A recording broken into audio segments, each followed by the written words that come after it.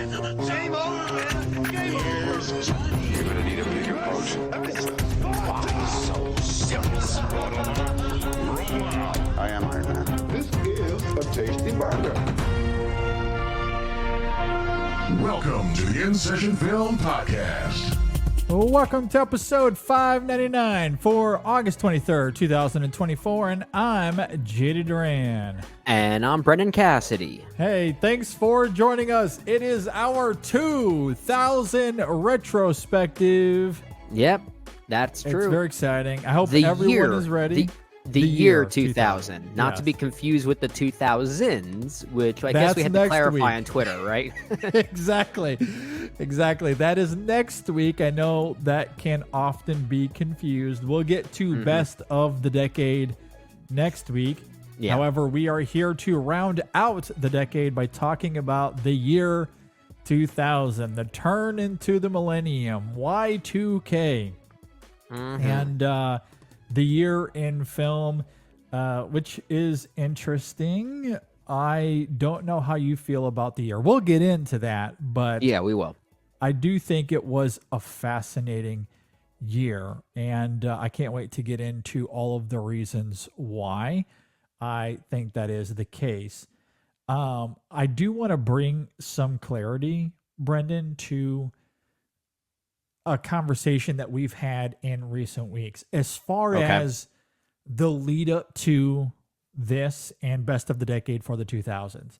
Sure. I noted last week on the show, I was a little unclear as far as the timing of how we got to this point because we launched in 2013. And obviously, right in real time, we cover the films as we go. And then at the end of each year, we do our year-end InSession Film Awards.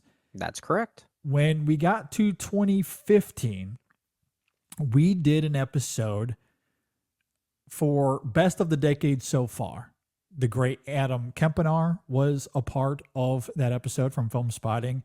He came on the show, and we talked about our top 10 or top 5 movies of the year so far. It was a really fun episode. As part of that exercise, we had updated all of our top 10 lists of the decade so far, including 2010, 2011, and 2012. And for you, 2013, because you weren't quite part of the show. Yeah, I was passively part of InSession Film by that point. Yes. Yeah. So when we did that exercise in 2015, that caught us up for that particular decade. There was a lot of homework involved. And so that caught us up in a real-time sense. So then as 2016, 17, 18, as the decade went along, again, we did that in real time. And then we did our best of the decade for the 2010s. Right. At that same time, once we caught up with 2010 and 11 and 12 as part of that best of the decade so far exercise, that whole extravaganza, we started going backwards. Like, hey, we've caught up. We want to keep doing this. This was a lot of fun looking back at 2010, 11, and 12. Yeah. Let's keep going. So then on a yearly basis, we kept going from 2009 to 2008 to 2007. And with the exception of 2009 and 2008, we did those about 5-6 months apart, maybe. I was going to say, there was a portion where we did maybe 1 or 2 retrospectives in the same year. Otherwise, we would not be on the year 2000 as we are now. Exactly. So we caught up. We did those a few months-ish apart. I think it was about 6 months. We did those about 6 months apart. Yeah. And then we decided that is a lot of movies to cram in while also trying to keep up with all of the movies that come out in each given year. So after 2008, we decided, you know what, we'll save these retrospectives for the summer, in particular August, because August is a slow month. Kind of, it's like the dumping ground for summer movies in some ways. Exactly. Typically, that's how it goes. So it felt like a great time to roll out these yearly retrospectives. And that also gives us a good, well, I guess if we're starting homework in January, it gives us 8 months to do all the homework and be prepared for the retrospectives by the time we get Right. to August. So I did go back. I looked at the archives. I found that clarity. That's how we got to where we're at now. So now that we've covered all of the years in the 2000s, next week on the show, we'll do our Best of the Decade Awards, which again, that will look exactly like our yearly end award show, minus some of the individual or the unique categories, what we label the unique categories. That will be bonus content. So you There's can a want to lot sign up to for do. Patreon There's a or lot to YouTube do there. membership. Yeah. Absolutely. So we'll have all of that coming next week. It's We not are confusing. here- Like I said last week, it's not confusing whatsoever.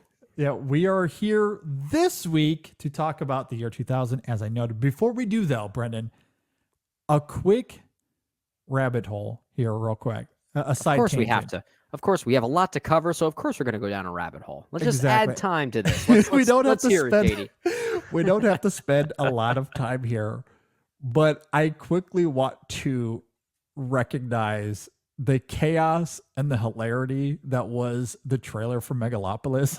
Okay, I'm glad you're bringing this up. This is a good rabbit hole. Incredible. Oh my gosh. It's incredible. It's also like this is both the most incredible and also most egregiously offensive thing I have seen all year when it comes to Yeah, movie news. it's It is wild. all of the above. It's incredible because it might sell the movie in a way. It could, Some of the criticism here may have actually worked in the film's favor from a marketing standpoint. But man, there is just something so wrong about pulling fake bad reviews for Francis Ford Coppola's previous work that were referencing real critics, whether living or Yeah. dead. I think that's like if the names were made up, that might be a different thing. But it wasn't. Like we saw Rex Reed's name there. And whether you agree or disagree with Rex Reed is beside the point. He's a real film critic. Like that was what he was. So like that is weirdly distasteful to do it that way. And then what a twist. This was done by AI. Well, how much of a twist is that though, really? Because even when the trailer dropped, there were theories being made that this reads like AI, which I didn't necessarily disagree with. I will say when I first saw the trailer, I thought it was a clever and fun marketing ploy. I'm perfectly fine with trailers. I don't mind and the marketing idea. leaning into that cynicism and negativity. It's I leaning will into say the, though, it's leaning into the divisiveness of the movie. I don't mind that. I don't mind that either.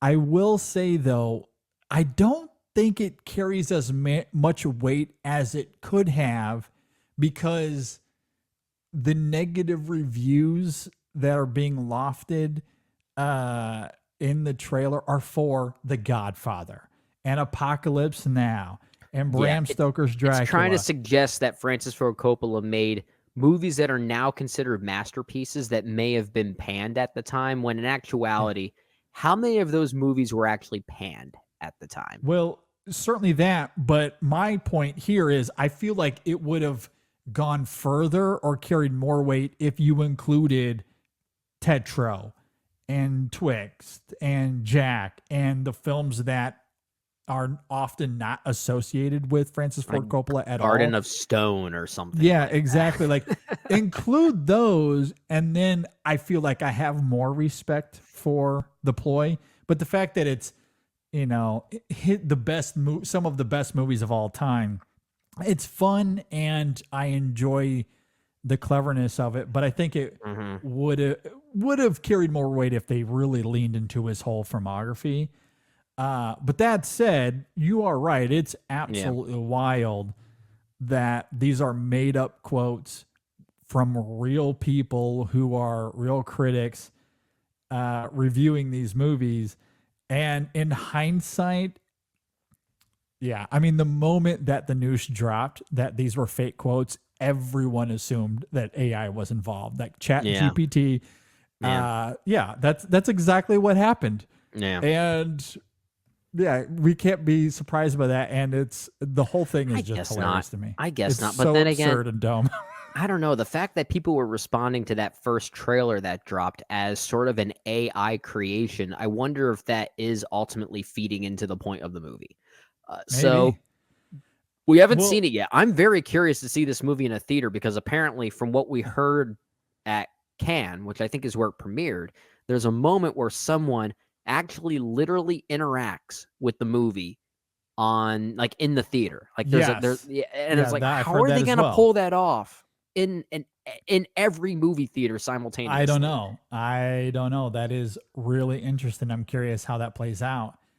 I will say though, I think because of the reception out of Cannes and the fact that it's been so divisive, there's been a lot of negativity. It is a very hard movie to sell on its own anyway. Yeah. The cynical part of me wholly believes that this was manufactured. They did this on purpose. I don't think this was an accident. I think given the type of movie that this is, I don't disagree with you. I did think about that myself. It seems like this is all scripted in a way. I do kind of wonder if it's one of those things where Lionsgate is struggling to sell this traditionally because it is hard. And look, it's already polarized. What is a little bad PR going to do? Like, all you're going to do is get more people interested and aware of this film. So again, it might not have been. I don't want to necessarily accuse Lionsgate of anything. They supposedly fired the marketing consultant that was in control of all of this. Well, maybe that's a fake story. Maybe there was no But that could marketing also be consultant. planted. Look, I'm just saying, I would not be surprised if all of this was intentional, including the firing of the guy that did it. I just, again, I know that I'm being a little cynical about it, but given how we've seen this play out before, I don't know. I kind of wonder if it's all purposeful. I wouldn't know how to react even if it was all purposeful. I don't know if I would feel the urge to applaud or continue to want to punch them all in the face for their egregious offensive cynicism in that. Yeah. I think the only thing that would save it for me is if hypothetically the critics themselves that were cited in that fake trailer gave permission to say, yes, you can use me for a fake review that this trailer is going to acknowledge. Like, if there was permission there, then it's like, okay, now we're fine. Yeah. But I definitely don't think that was the case. No, that would have came out already if It would that have. was Yeah, true. that would have. Yeah, there's no But way. that you has can keep that not come secret. to light. So I don't think that happened at all. They went out of their way to create this fake trailer. Again, the cynical part of me believes they went out of the way to drum up conversation, because what have we seen recently that gets butts in seats? It is Barbenheimer, it's Dune Popcorn Bucket, it's Nicolas Cage and Longlegs, and the organic conversation that comes about. Now, this is, again, if my cynicism is to be believed, this is the studio trying to drum up conversation by creating this story that gets people talking. Can you believe that trailer using AI and fake quotes? And look, we're talking about it. We But are. They want We are. people to talk about this on social media and create awareness for the film and create interest and buzz as a result. I kind of see them trying to tap into that same thing, that same vibe as those aforementioned movies. I think that might be what they're trying to do here. That's what it feels like anyway. I don't think this is going to happen, but I'm saying this very facetiously. What if now Megalopolis becomes $1 billion movie? Definitely not going to happen, but if it's successful at all, and look, there's a lot on the line for Coppola. He paid for all of this himself, so Yeah. I don't know if he's behind it. Probably not. He's probably very innocent in all of this. Yeah, But maybe. I don't know. I'm curious if there's any more information to come out about it. I'll just say I'm that. not sure. My eyes are glued to the Megalopolis screen right now. I'll Yeah. simply say I'm looking forward to this movie regardless. I was looking forward to it. This hasn't made me more excited. It just makes me more curious of what's going on behind the scenes. It makes me want to be a fly on the wall during these marketing meetings, I'll simply say. Well, and again, I don't think any of this is a ploy to get you and I to the theater. No, we were going to go regardless. This is to get like my grandma to go see this movie. Get everyday people to be like, wait, this film did what? Yeah. I got to go see this now. Yeah, exactly. All right. With all of that said, let's go ahead and transition because we have so much to get into with our 2000 retrospective. As we do each year, we'll start off by talking about the year on the whole. What did we think of film in 2000? I think this is where things get quite interesting. Before we get to the top 10 later on, Brendan, what did you think about the year as a whole, the year in film that was 2000? This year was weird. This was a weird year. And you know, I think it certainly makes sense to say those words for a cinematic year that was essentially starting a new decade. This really feels like the growing pains of the turn of the century in many ways. And while the films themselves maybe don't represent that idea thematically, I feel like you can kind of sense that in the quality of films that we got. I think as far as quality is concerned, I don't think 2000 is the worst of the years that we've covered, whether it be from 2000 through to the year 2009. This is not the worst as far as quality. Do you have a worst? Maybe 2006? No, 2006 is pretty good. 2009 maybe is the one I might go to offhand, but I got to do more research on that. That's something we might talk about further as we get to our maybe like a postscript for our best of the decade episode. We might talk about some of the individual years and how they stack up with each other. Yeah, I mean, 2000, this is where it gets hard because it's certainly no 2007. It's no 2004 or 2001. Well, 2001 is interesting because we talked about this offline. That year really speaks highly for us because of how great its top heavy hitters were. I actually think 2000, the year we're talking about here, may be a bit more widespread by comparison. But I don't agree with that. Oh, see, I'm not sure. Like, I'd have to do that research. But the more I think about this and I look at my list, I think 2001 is up there with 2004, right behind 2007. Like, it's not even close. I think if we're talking about depth and top heavy hitters, and I'm also speaking in vague terms because I don't want to give too much away as to next week.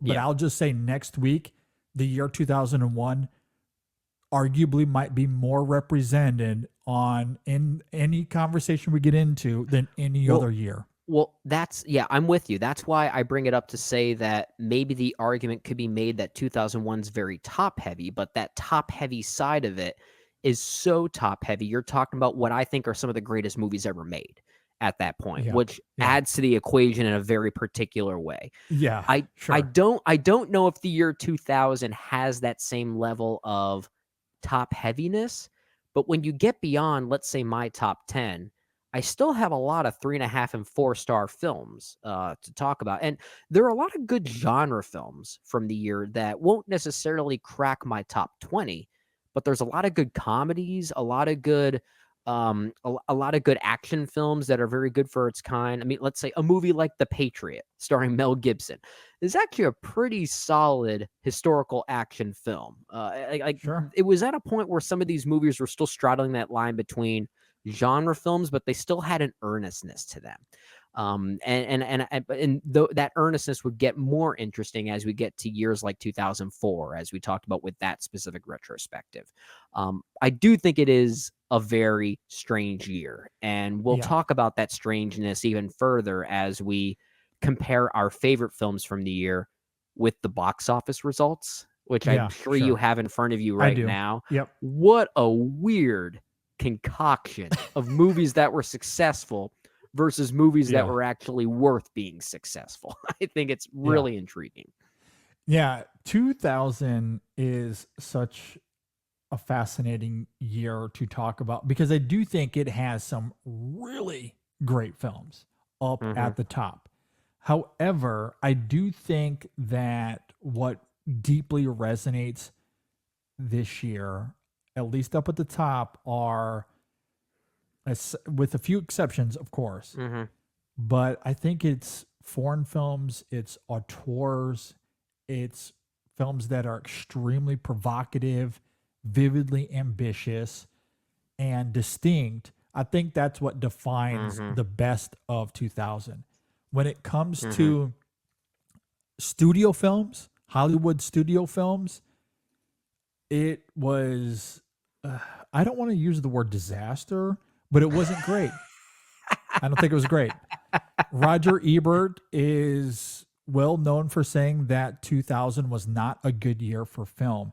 Yeah, I he did can't say that. quite go that far because, again, I think my top 20, maybe 25 are really good. I really like them a lot.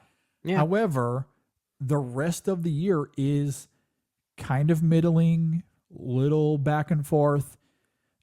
Is it a great film on the whole? And maybe not. Maybe he is right. Maybe it's just those top 20, 30, 40 films that are good and everything else is just leaves a lot to be desired. And maybe I do agree with Roger Ebert in that regard. Because outside of, let's say, my top 20 plus another 10 or 15 movies, it's just not a very good year. I would say top to bottom, it is the worst film of the decade. I would take 2009 Worst year of the over decade. this. Okay. Yeah, I don't think it's even close. And again, I think some of this will be representative when we get to next week as well. The stuff up there are some films up at the top I obviously really love. I know you do as well. But I do think this was the weakest of them. I do wonder if the landscape of modern Hollywood has made me appreciate some of these quote unquote bad films from 2000 more than I guess admittedly should. So Okay. I guess here's an example of a movie that's in my top 30. Okay. Charlie's Angels is in my top 30. That movie kind of rocks now. That is an 80-minute MTV music video waiting to happen. And I Okay. weirdly appreciate that now. I mean, I have that ranked even higher than the film Sexy Beast, just to tell you up front. Like, there are films like that that feel like time capsule kind of movies, which maybe that's the thing. If there's a theme here with the year 2000 when doing these retrospectives, this is the one that felt the most time capsule-like, for better Yeah. and to your point, also for worse. It is straddling both of those extremes, but I think that makes it disastrously interesting, if that makes sense. Sure. And I found the exercise doing this particular retrospective kind of fascinating for that reason. Even though obviously there are films that we'll talk about that when you look at just our respective top 10s, I'm sure you'll think to yourself, oh yeah, just like every other year this decade, not a bad year. Yeah. But when you get beyond that, That's it. Yeah. that's where it gets kind of it gets weird. It does get really it does get weird. And you and I typically, when we do these retrospectives, we don't get too far beyond our top 30, 40 movies. And obviously, when we get to our list, we mostly reveal our top 20, talking in depth about our top 10 movies. And I guess I don't want to get too into the weeds because we don't spend a lot of time here usually. And I am speaking in broad terms here, but looking at the films that came out that year, it just seems to be a lot of, man, these are not very good when comparatively to others. And maybe I was being a little facetious and saying that it's the worst and it's not even close. I do think it is the worst. I mean, it might be the worst. You're not wrong. Yeah. I do think it's the worst. I will stick to that conviction. 2009, I do think might come a little close now that I'm Mhm. looking at some of it here I a mean, little that bit. year, Again, my that top year does have Where the Wild Things Are. That gives it like well, 10 in points right there. again, the top 20, 30, 40, I'm not counting any of that because, of course, I Mhm. love those movies. But Yeah. beyond that, does it have the depth as some of these other years? I don't think so. But 2000, I simply scroll through here and I look at the films that came out. And again, outside of my 30, 40, it's like, boy, there's not a Yeah. lot here Well, that yeah. unless I to what you were saying about Charlie's Angels, although I don't want to necessarily put words in your mouth as Mhm. far as how you feel about that film's quality. Oh, But sure. Yeah. similarly, I do think that there are films here like where I could switch gears is go, okay, I got my top 30 or 40. I really like those. A lot of these leave a lot to be desired. However, there are quite a few here that I would lump into that camp of it's not great, but I still really like these films. Like Well, there are yeah. quite a few films here that I would argue are bad, and I like them anyway. There are interesting failures from this year. Yeah. Mission to Mars, the Brian De Palma film, is one I might lump into that category. Tarsum's The Cell, starring Jennifer Lopez, is another one I might lump into that category too. Even some lesser uh, technical films, such as Miss Congeniality, I think is a pretty fun movie. Hollow Man, the Paul Verhoeven film, is Sure. kind of an interesting failure in its own right. Gone in 60 Seconds is a nostalgic action failure in a weird way. But the thing is, like so many of those interesting failures, if you have so many of them now, given the landscape of Hollywood nowadays, it can only get you so far. And I think that's Yeah. the thing. It's like how do you separate interesting failures from genuine quality? If the year is mostly Yeah. made up of what we now consider to be interesting detours in the evolution of Hollywood and blockbuster filmmaking, then the year becomes kind of repetitively bad. Yeah. I think some of these more sprinkled, few and far between, make the year more interesting, and it still is pretty interesting in that regard. But there are a lot of those. I feel like there are a lot of those now. Like this, that's why I said this feels like the most time capsule year of those that we've talked about thus far. Yeah, yeah, absolutely, and I think that's very fair. Boondock Saints is one of those for me. Oh Not a yeah, great movie, but I love the uh, music, love the performances, yeah. just a lot of fun in a bad movie. What Lies Beneath, the Robert Zemeckis film, was another one that fell into that category for me, which is a Yeah, film of Zemeckis doing Hitchcock that I felt way more, or I wish I felt way more like yeah, Zemeckis doing Hitchcock. yeah, It's not quite there, but there's some interesting things in it at the very least. yeah. Air Bud World Pup, can't forget that classic. I like Uh, the Air Bud movies. Sue me. yeah, absolutely. So yeah, I mean, it just wasn't a great year. Like I look at a lot of these films and go, okay, those are fine. Like there's a lot of movies here that are fine that, range from that to just this is actively terrible. I This is think the worst. I think when you get beyond our respective top 30s, we've kind of hit the consensus by that point. Yes. And I do look forward to getting into that. Mhm. So with that laid out, I don't think it was a great year overall, despite where it lands in terms of the top end of the year. Obviously, there's Yeah. some great movies there. But again, to reiterate, I think what's really great about the year is, again, those auteurs. It's the foreign films. The studios, I Mhm. think, with a few exceptions, obviously, I don't think landed all that great. Yeah, that's Okay, fair. so let's look at the box office.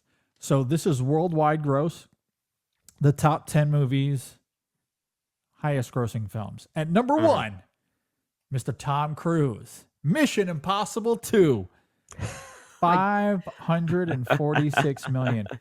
And it's kind of crazy. Obviously, this That's was so 24 crazy. years ago, but it is kind of funny to look at the highest grossing film of 2000 that by today's standards would rank like 12th on the list. But also, 546. think of it this way. We are 24 years removed from Mission Impossible 2. And we have what now? Almost 8 films in this franchise. Well, soon to be 8. And even 24 years ago, it was still topping the box office. Still topping the box office. Mission Impossible. It has not died. That's why they keep making them. I don't hate Mission Impossible 2. I really don't. It's, again, kind of a time capsule thing. Like it was my favorite movie when I was at this age, when I was 11 years old. So I have some nostalgic ties to it. And it's arguably the worst Mission Impossible film, but there is something kind of like there is something kind of beautiful about it nowadays, given just the John Woo isms that don't really work. I kind of have to give it some credit. Yeah, I do think it is the worst Mission Impossible, but the John Woo isms of it are still fun. Tom Cruise is great. Still things to like. And number 2 is the best picture winner of the year, Ridley Scott's Gladiator at $465 million worldwide. I miss the days when a film like Castaway can come in third with $429 million. That movie came out today. It would not even come close to that. Oh, that movie would be a failure. Absolute failure. Yeah. At number 4, again, we're in different times, Brendan. We've gone into the DeLorean. We don't recognize these days anymore, because at number 4 is What Women Want. Oh my gosh. $374 million. That movie made $374 million worldwide. That is insane. I need to look something up. What was the budget for this movie? It cannot be like it was like 70 million. Oh my gosh, what a profitable comedy. Crazy. That film today goes straight to Netflix, straight to Hulu. Doesn't even go to theaters. That's insane. At number 5 is Disney's Dinosaur with $349 million. And number 6 is Jim Carrey's How the Grinch Stole Christmas, $346. Number 7, Meet the Parents, $330 million. And number 8, The Perfect Storm, $328. This is also wild because I feel like, again, today this would probably be much higher, especially given Deadpool and Wolverine. But at number 9 is X-Men. The first X-Men comes in at number 9, just number 9, $296 million worldwide. And that one just had a budget of 75. So, it's still not too bad. Yeah. And number 10, What Lies Beneath? That's bizarre. That's just so weird that was in the top 10 worldwide box office. Crazy. Champions, if you will, for the year 2000. Yeah. Crazy. A good chunk of these movies, I'm not going to say a good chunk I don't like, but there are some here I really don't care for. I'd say the back half there, I don't like How the Grinch Stole Christmas, excuse me. Meet the Parents, I can't stand. Perfect Storm, haven't seen in a long time. Didn't get a chance to rewatch it for this retrospective, but I was always kind of mixed on it. That first X-Men I did rewatch not too long ago in preparation for Deadpool and Wolverine. Yeah. I don't think it holds up. I don't think it holds up at all. I think X-Men 2 is where Bryan Singer would perfect the things he was trying to do with that film. But it's just interesting to see it as like a time capsule for where movies would go from there. Everything here is like an introductory point for how things would get better a few years later. And I think that's so interesting. I'm with you in the sense that a lot of these, again, reflect what we were just saying. There's a lot of fine here. What Lies Beneath? The Perfect Storm I do like, but I don't think it's great by any stretch of the imagination. Meet the Parents, I'm not a big fan of either. How the Grinch Stole Christmas, Dinosaurs, one of Disney's worst of this era especially. Yeah. What Women Want, fine comedy. I don't think it's great. Don't think it's necessarily terrible either. Whatever. Where you and I will disagree the most is I think X-Men holds up gloriously. I think that and X2 are both very, very good. I like X2. They were obviously important for the comic book superhero genre transforming into what we know it today. Of course, taking on a whole new level in 2008 with The Dark Knight and Iron Man and those two films. But X-Men and X2 certainly set the foundation. I think Sure. X-Men holds up really well. Okay, One of my favorite yeah. scenes in all of X-Men is still that train sequence with Wolverine and Anna Paquin. Rogue. What's her character? Rogue. Yeah, thank you. Yeah. Yeah. Absolutely adore that. So yeah, I mean, again, perfectly reflective of what we were talking about. As I noted earlier, Gladiator ended up winning Best Picture. Also want to note, winning the Palme d'Or that year was Dancer in the Dark.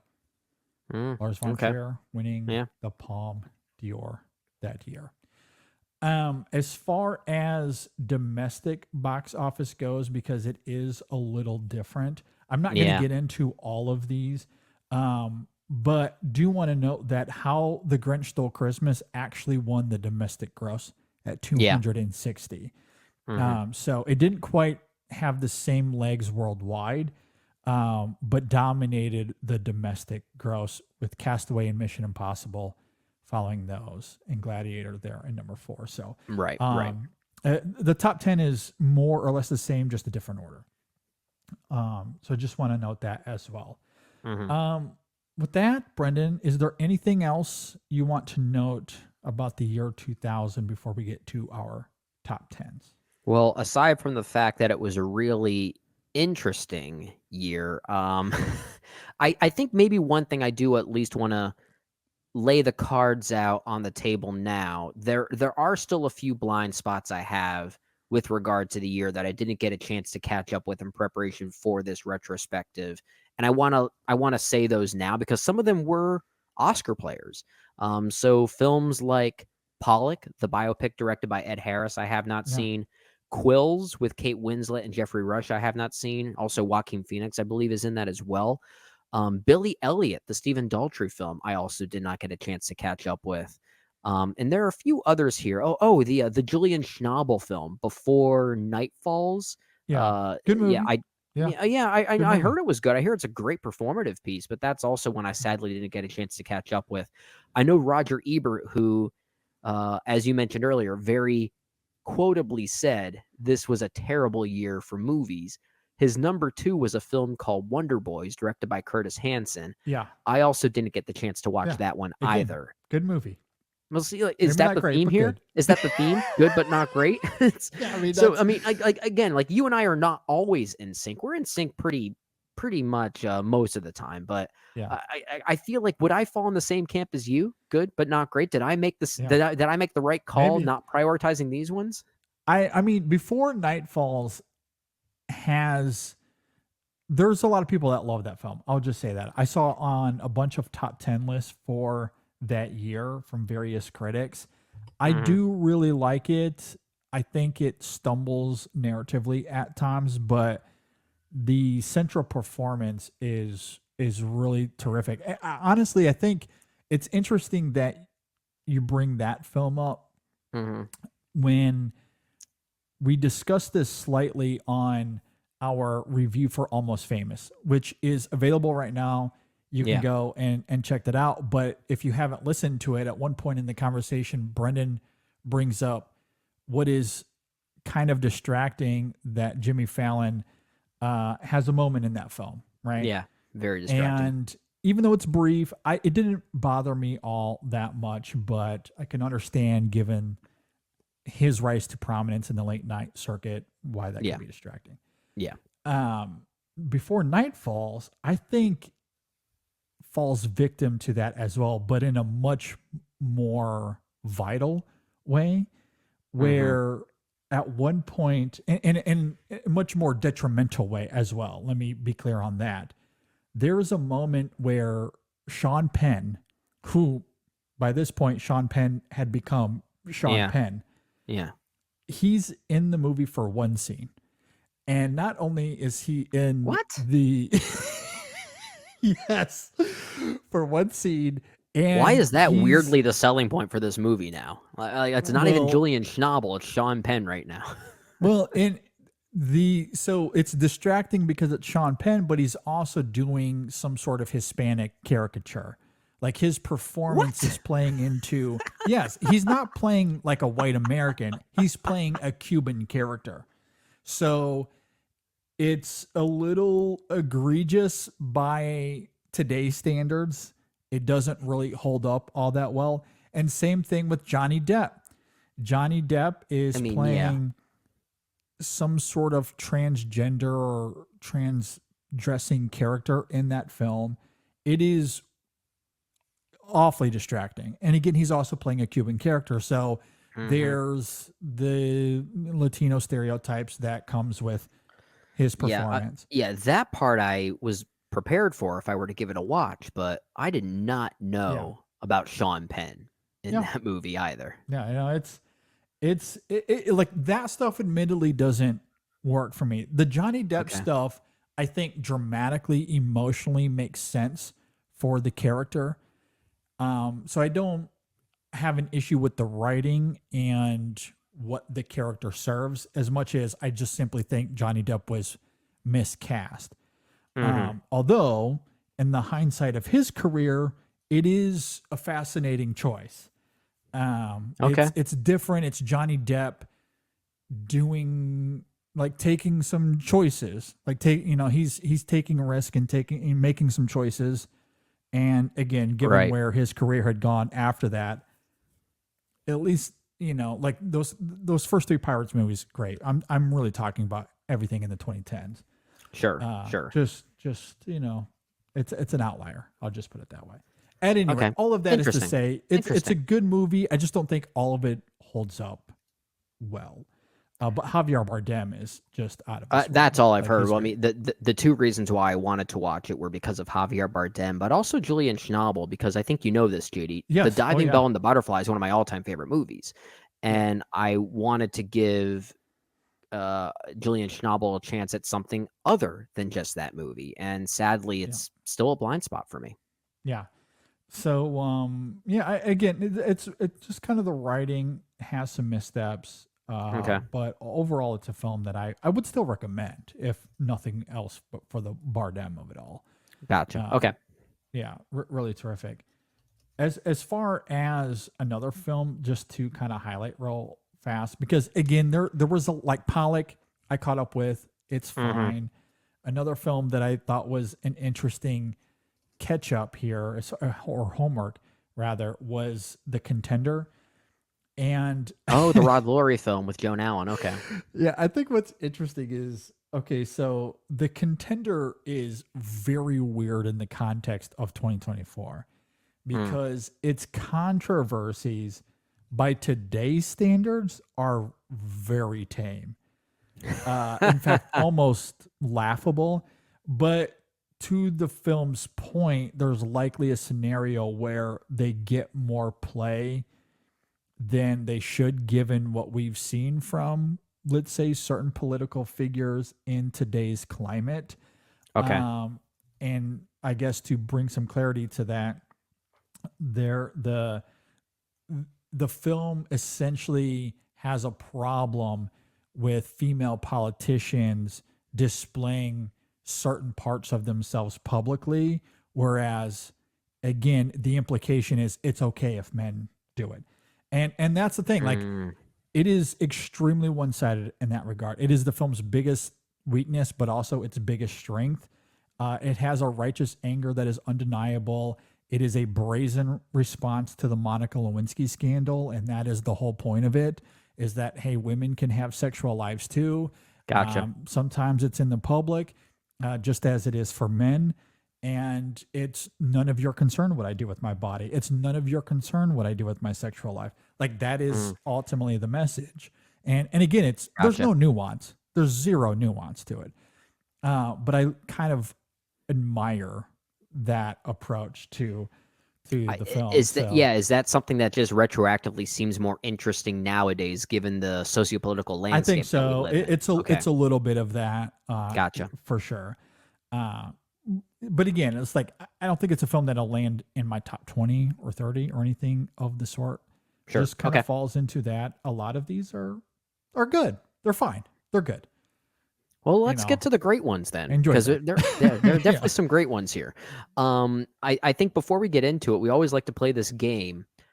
We're of course going to have some crossover here, And, maybe when we do have some crossover, just to kind of speed things along, like let's say if you have something at your number 9 and it's at my number 6, we might just talk about it together and I'll just mark it down to make sure that we're moving things along. But how much do you think we're going to cross over here? We talked about this offline, but do you still hold to that prediction? Okay, so this is interesting. Yeah, I think we're going to have a decent amount of crossover for sure. A decent amount? Okay. Yeah, if I had to guess, and I apologize, I'm doing this somewhat on the fly. Yeah, I didn't mean to put you on the spot mid-air. No, it's fine. I think we will have at least 4. I would say definitively 4 that we cross over on. Maybe up to 6. I'm looking at my list now.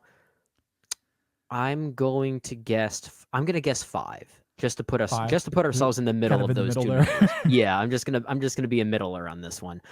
Okay. As far as where they might go, I kind of wish I would have tried to put an estimated top 10 in front of me of what I thought yours would be. But we'll go through it in the moment. Okay. We'll see where we have these. All righty. All right, Brennan, let's talk about coffee.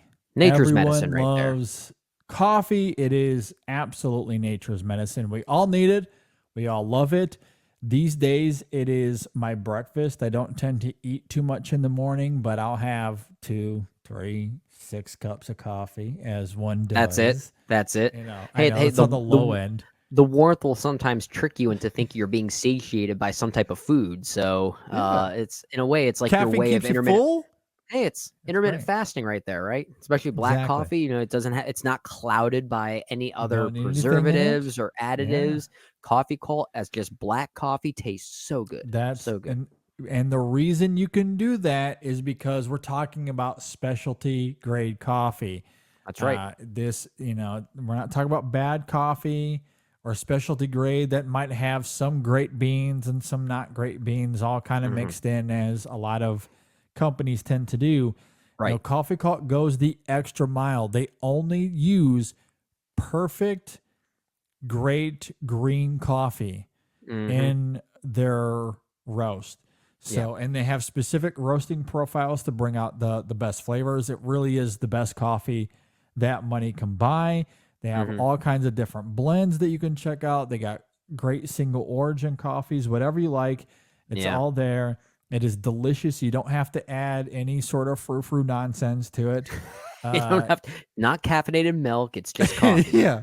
Just coffee. It's great. I mean, some of these coffees have natural flavors of strawberries and blueberries or chocolate and oat, whatever you want out of your coffee, you can certainly get it with Coffee Cult. So right now, knowing that it comes from ethically sourced farms, and it's all ethically really, sourced. Absolutely. That is a big part of it as well. So go to coffeecult.com. That's coffee with a K, cult with a K, coffeecult.com. Use our code ISF24, and at checkout, you'll get 15% off. Again, that code is ISF24, and you'll get 15% off. Woo. Go check them out. That's coffeecult.com, and we thank them for their support. All right, Brennan, let's talk about audiobooks. I love a good audiobook. It is, these days anyway, mainly how I read my novels. For many, it's like a great podcast. But it's like a great podcast, just it is. with, a story, with a narrative. A story. Yeah. And Audible is great because they have a bajillion titles. They have so many titles. It's overwhelming. For you to choose from. It's a great problem to have, really. Yeah, whether you want something supernatural or fantasy, maybe you want something practical like learning a new language or marketing or business, whatever it is, they have a ton of books on there that you can check out for iPhone and Android and everything in between. It's fantastic. Last year, I went through don't tell anyone, but I went through all of the Harry Potter books. Yeah, that was a fun exercise for you, wasn't it? It was extremely fun. Again, don't tell anyone. And this year, I'm going through all of The Hobbit. Not The Hobbit. I guess I could go through The Hobbit.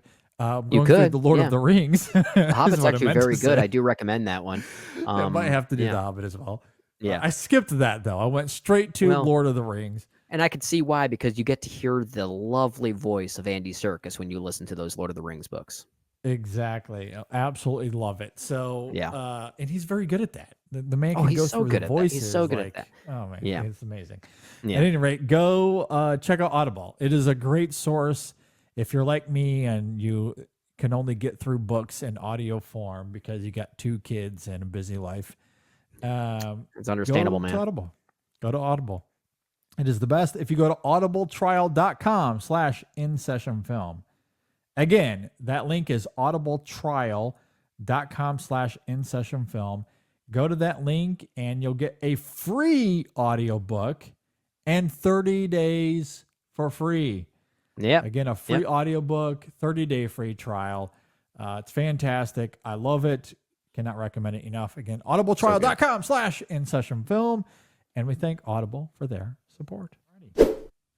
Okay, with all of that said, then let's go ahead and get into our top 10 movies for the year 2000. I'm very excited. Done a lot of homework, a lot of prep, as we noted in the opening of the show. So without further ado, Brennan, let's jump into this. Let's see how much crossover we have. What do you have as your number 10 movie of 2000? Well, if this one's in your top 10, go ahead and say so. I weirdly think this would be more in your top 20 instead of your top 10, but my number 10 is Robert Zemeckis' Castaway. Okay. Yeah. He directed 2 films this year. Clearly, this is the one he put more priority on. I actually think this is one of his best films. Like, if I were to rank the Zemeckis films and I've seen most of his films, but so if I were to rank those that I have seen, this would be top 3 for me. I actually think it is that good, primarily because of the filmmaking. I think it's one of the best directed films from the year 2000. And I love Tom Hanks's performance, and I love how minimalistic it all feels despite the grand setting of it all. It really treats the adventurous genre qualities in a more symbolic way of a man who was way too calculated and scheduled with his life that he needed a bit of spontaneity to put himself on a better path. I kind of like that idea in its own way. The whole FedEx side of his career playing into that, I think, is a great juxtaposition. I just think it's a great and thrilling adventure film in its own right, despite the symbolic nature of how it's treated. And it made me want to cry for a volleyball. Like I can never say that about any other movie. Wilson. Yeah, and the great thing about the musical score is it only comes up like 2 or 3 times, and it's the same track each time. Like, Alan Silvestri had so little work to do and yet composed one of the most beautiful themes he may have ever done. And so he makes that work in that regard too. And I do like the way it concludes. I know some people have a problem with the way it concludes, but I think it ends in the right way. So there's a lot to talk about with this movie. Clearly, it's one that a lot of people have seen because it was one of the biggest box office hits of the year. But I do think it represents an era when blockbuster filmmaking didn't necessarily mean making blockbusters, if that makes sense. And I love that for it. Yeah, as I mentioned earlier in the conversation in the top half of the show, there were exceptions from the Hollywood side of things, and this is certainly one of them. Castaway is really great. I have this at number 13, so it's just outside my top 10, but it is really great, and I agree with a lot of what you're saying. I do think that the writing is very good. Zemeckis' direction is serviceable. This is the Tom Hanks show, and this is him at his very best. The whole thing hinges on his performance, and I think he delivers. Sure. If you catch my drift. I like it. There. I like it. He's a FedEx employee. Yeah, exactly. So, yay! Yay for dumb jokes. I gave. You're a dad now. You're allowed those every now and then. Exactly. All joking aside, no, he truly is mesmerizing in this film, and I think that's why the ending absolutely is incredible to see how things manifest after getting home. He was away for a long time. You can't just expect things to simply pause, and I do love those complexities there at the end. And again, If nothing else, just seeing Chuck respond to it. Yeah. How does Tom Hanks tap into that in his performance when he sees the changes to his life and how people have responded to him? That's why it's so affecting. That's why it works. That's why it's a great movie. Yep, absolutely. All right, my number 10. I'm going to the world of M. Night Shyamalan, Unbreakable. Oh, Unbreakable. My number 10. This is one of my favorite M. Night films, as we discussed some weeks ago when Trap came out. There's a great duality at the center of this film between two men seeking purpose and using superheroes as a mean for discovery. As we see with Glass, he is confident in his identity and is seeking a rival in order to tap into his intelligence, whereas Dunn is lost and becomes a pawn in Glass's scheme. But he does ascertain a new identity for himself as it goes. And I do think that Shyamalan wonderfully weaves those through lines back and forth in such a fascinating way that subverts the normal superhero movie, because it's all about those two characters and their emotional awakenings that they have in the film. It's interesting to see Glass succumb to his trauma, but it's something that he ultimately embraces. Like, he wants to be the villain. Dunn succeeds in discovering a new identity for himself, but he is reluctant at first. Like, it's fascinating to see the reversal of those arcs and where they intersect here. It all works because Bruce Willis and Samuel L. Jackson are really, really great in their performances as well, have a wonderful dynamic. The film is visually captivating as well. I love the comic book aesthetic. Found that lavishing. The use of shadow and light is fantastic. And it's also just really gripping to watch as a comic book mystery. How are these two guys connected? What is the truth about the train accident? Where is it all going to lead? I love all of that here. The father-son dynamic is a cherry on top of it all as well. I love Unbreakable. My number 10 here. Weirdly one of the best shot films of the year 2000. Yeah. There are so many sequences there from a camera/cinematography standpoint that are just unbelievable. My favorite one being the moment where David Dunn first wakes up in the hospital and he's given the news that your train crashed, and it's just this static shot, but underneath is the body of the last remaining victim that just starts to bleed profusely. Little things like that, little details they're weirdly comic booky. Like, the whole movie feels like it's framed like a comic book page. It is. This is my number 11. And yet every time I give it another thought and I revisit it, I think it might be the greatest movie ever made, which is a weird thing to say for a film that hasn't even cracked my top 10 for the year. Like, circumstances have been so kind to this movie. It's so ahead of the curve given the trajectory of superhero movies. It holds up extremely well. It really does. Yeah. I'm still on the fence about the text on screen at the end. Maybe that's the reason why it's not quite in my top 10. If I did really nitpick and pull hairs to find a reason, it's just, I'm still scratching my head over it. But I think it is a weirdly awesome psychological comic book movie that we just don't see enough of. And it has aged so beautifully given our landscape nowadays. Yeah, exactly. And I'm with you. The ending is a bit strange. I'm not entirely sure what to make of it. And that's ultimately what keeps it, let's say, at number 10 versus my top 5. Sure. But I still think it's one of the best, one of the 10 best films of its year for sure. It's still one of the best films of the year regardless. We're still talking about the quality of the year thus far. Yeah, absolutely. Yep. All right, what do you got at number 9? Number 9 is Sofia Coppola's The Virgin Suicides for me. Ooh, okay. I think it's one of her best movies. I think it's because it's obviously a coming of age film about sheltered innocence, watching the Lisbon sisters who are overly sheltered by their incredibly devout parents. So then they start to behave like all overly sheltered children would.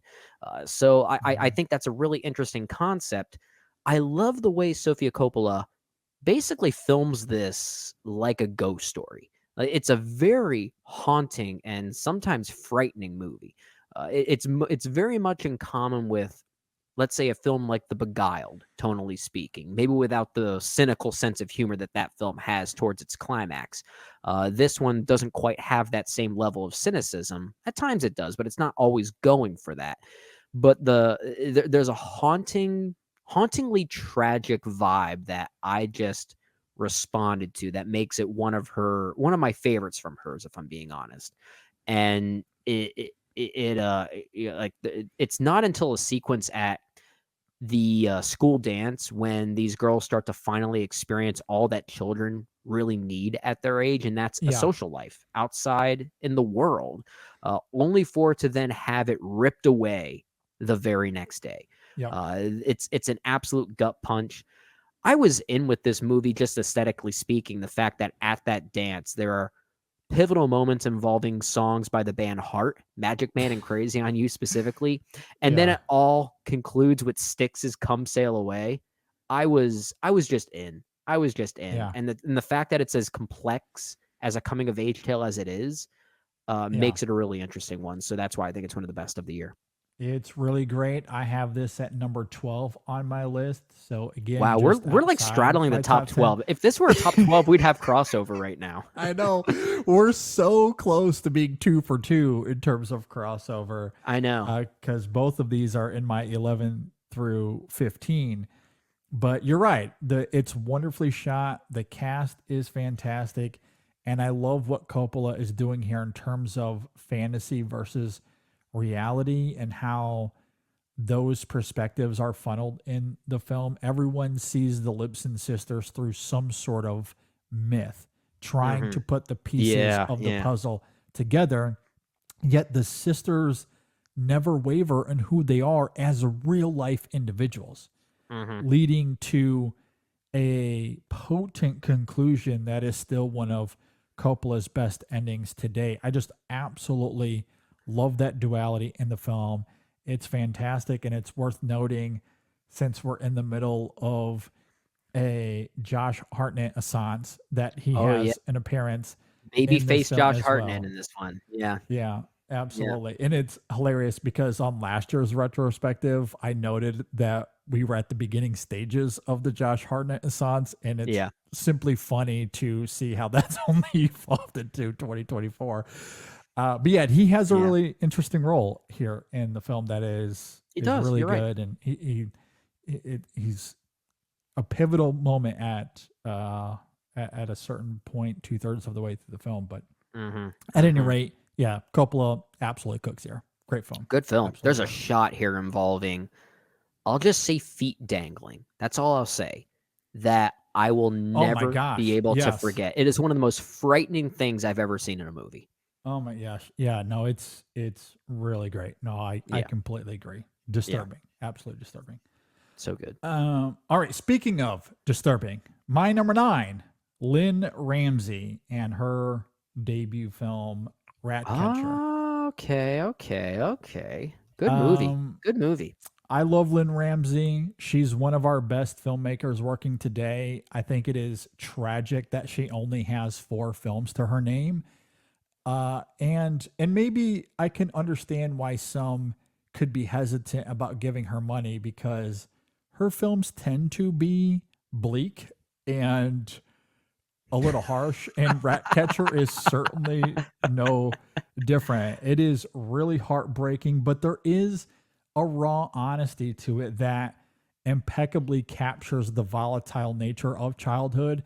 For as much trauma and sadness that James experiences, there are moments of joy and maturity that give his story some balance, but not too much. There's still a lot about his adolescence that is blurred with these moments of grief and uncertainty and loneliness, which is what makes the film's backdrop of a garbage strike of all things so clever and stimulating. Especially when it's funneled through the cinematography. The imagery here is very powerful. It's very well shot, as all Lynn Ramsey films tend to be. The performances are really great. It's not a comforting watch at all. But again, I love its sincerity and commitment to emotional truth. That's what defines Ramsey the most. and it really comes through great in this film as well. As far as a debut film goes, It's very confident. It's very, very confident. Absolutely. And I find it all extremely effective. Again, not an easy watch, but an effective one.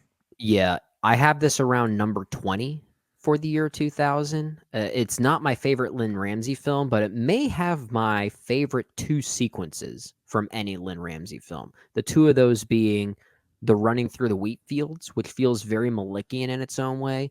And then there's I forget the name of the white mouse that gets tied to a balloon, and then the whole form of magical realism that plays around that journey.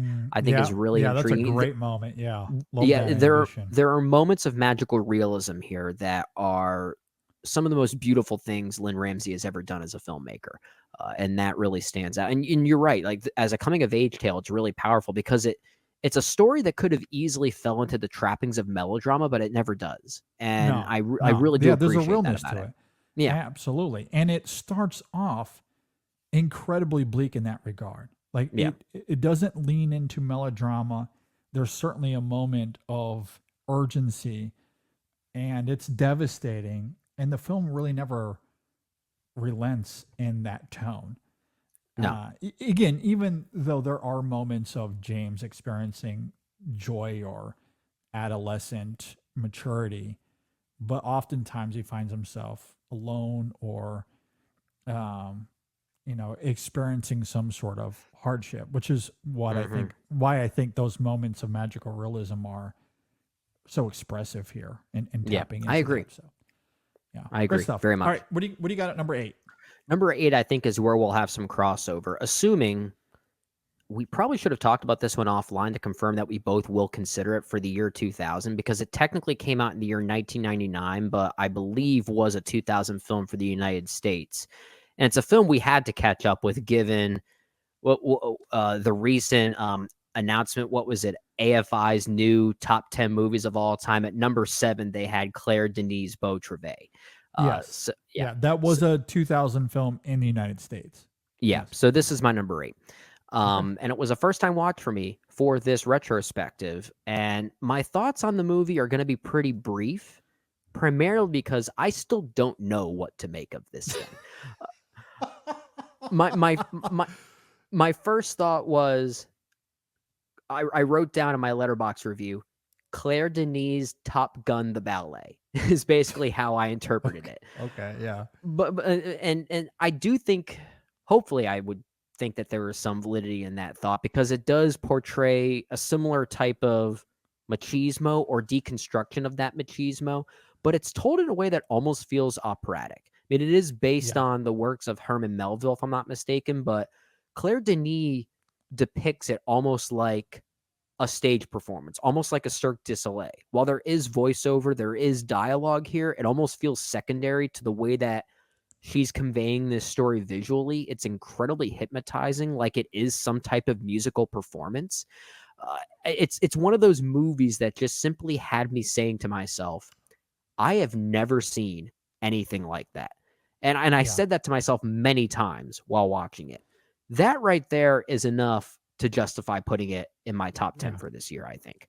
So I still haven't fully comprehended everything that Claire Denis is doing, but what she's doing, I could not take my eyes off the screen from. Like that right there is why I think it's one of the better films of the year. We were close on the first two, but we do connect here. Okay. On the third film. Beau Travail is my number 6 film of 2000. Okay. All right. I completely agree with you. This is a cinematic ballet. Even though the film follows a group of French soldiers training in Djibouti, they move in unison like a choreographed dance. The training procedures are physical, but they're evocative and expressive. They elicit this stunning beauty and sensuality that's more suggestive of an intimate theater production instead of any potential combat they may face, which makes sense when you realize that the training sequences in the film are actually choreographed by ballet dancer Bernardo Montet. Yeah, so There's interesting. a poetry and a dreamlike quality to the cinematography that is utterly spellbinding and complementing that ballet poetry that we see in the film. The visuals are rhythmic. There's a minimalist quality that I think is effective given the film's meditative approach, which is so fascinating in context of its deconstruction of masculinity and the unexpected vulnerability they display throughout. I completely agree. One of my favorite examples of this is what I've been dubbing the aggressive hugging training scene, where they are all shirtless and essentially hugging each other, albeit aggressively. And well, like I said, that's basically or Claire Denis equivalent to the offensive defensive football game in Top Gun Maverick. Yeah, it is a little bit of that. It's unambiguously clear that Denis is subverting traditional masculinity and what it's supposed to look like, especially in a militaristic context. It's so engrossing to watch. Its homoeroticism is vivid. I love how she imbues that into this story of repressed men in a foreign land. All of that leads to an ending that is an all-timer. That whole dance sequence at the end is arresting. It is so good. I could never listen to. I can't listen to "In the Rhythm of the Night" again the same way. That I always found that song to be an annoying house dance number, but now it just rocks because I have a new association with it. I really do. I can't. It's awesome now. Yeah, it's great really movie. Great movie. You know, and it's funny that you bring up Top Gun, and honestly, I didn't really think too much about it, but I do think those two films are more similar than people might be willing to give it credit for, because that original Top Gun is doing a lot of the same thing, albeit in a very very in its own way, but it's similar themes and like as far as its deconstruction of materialized, not materialized, but military machismo specifically. Absolutely. Yeah, completely agree. Yeah. And I love the male gaze in the film, the symbolism that comes about in a lot of the imagery. It is a striking film. And how interesting it was directed by a woman, and she got the machismo right. Yeah.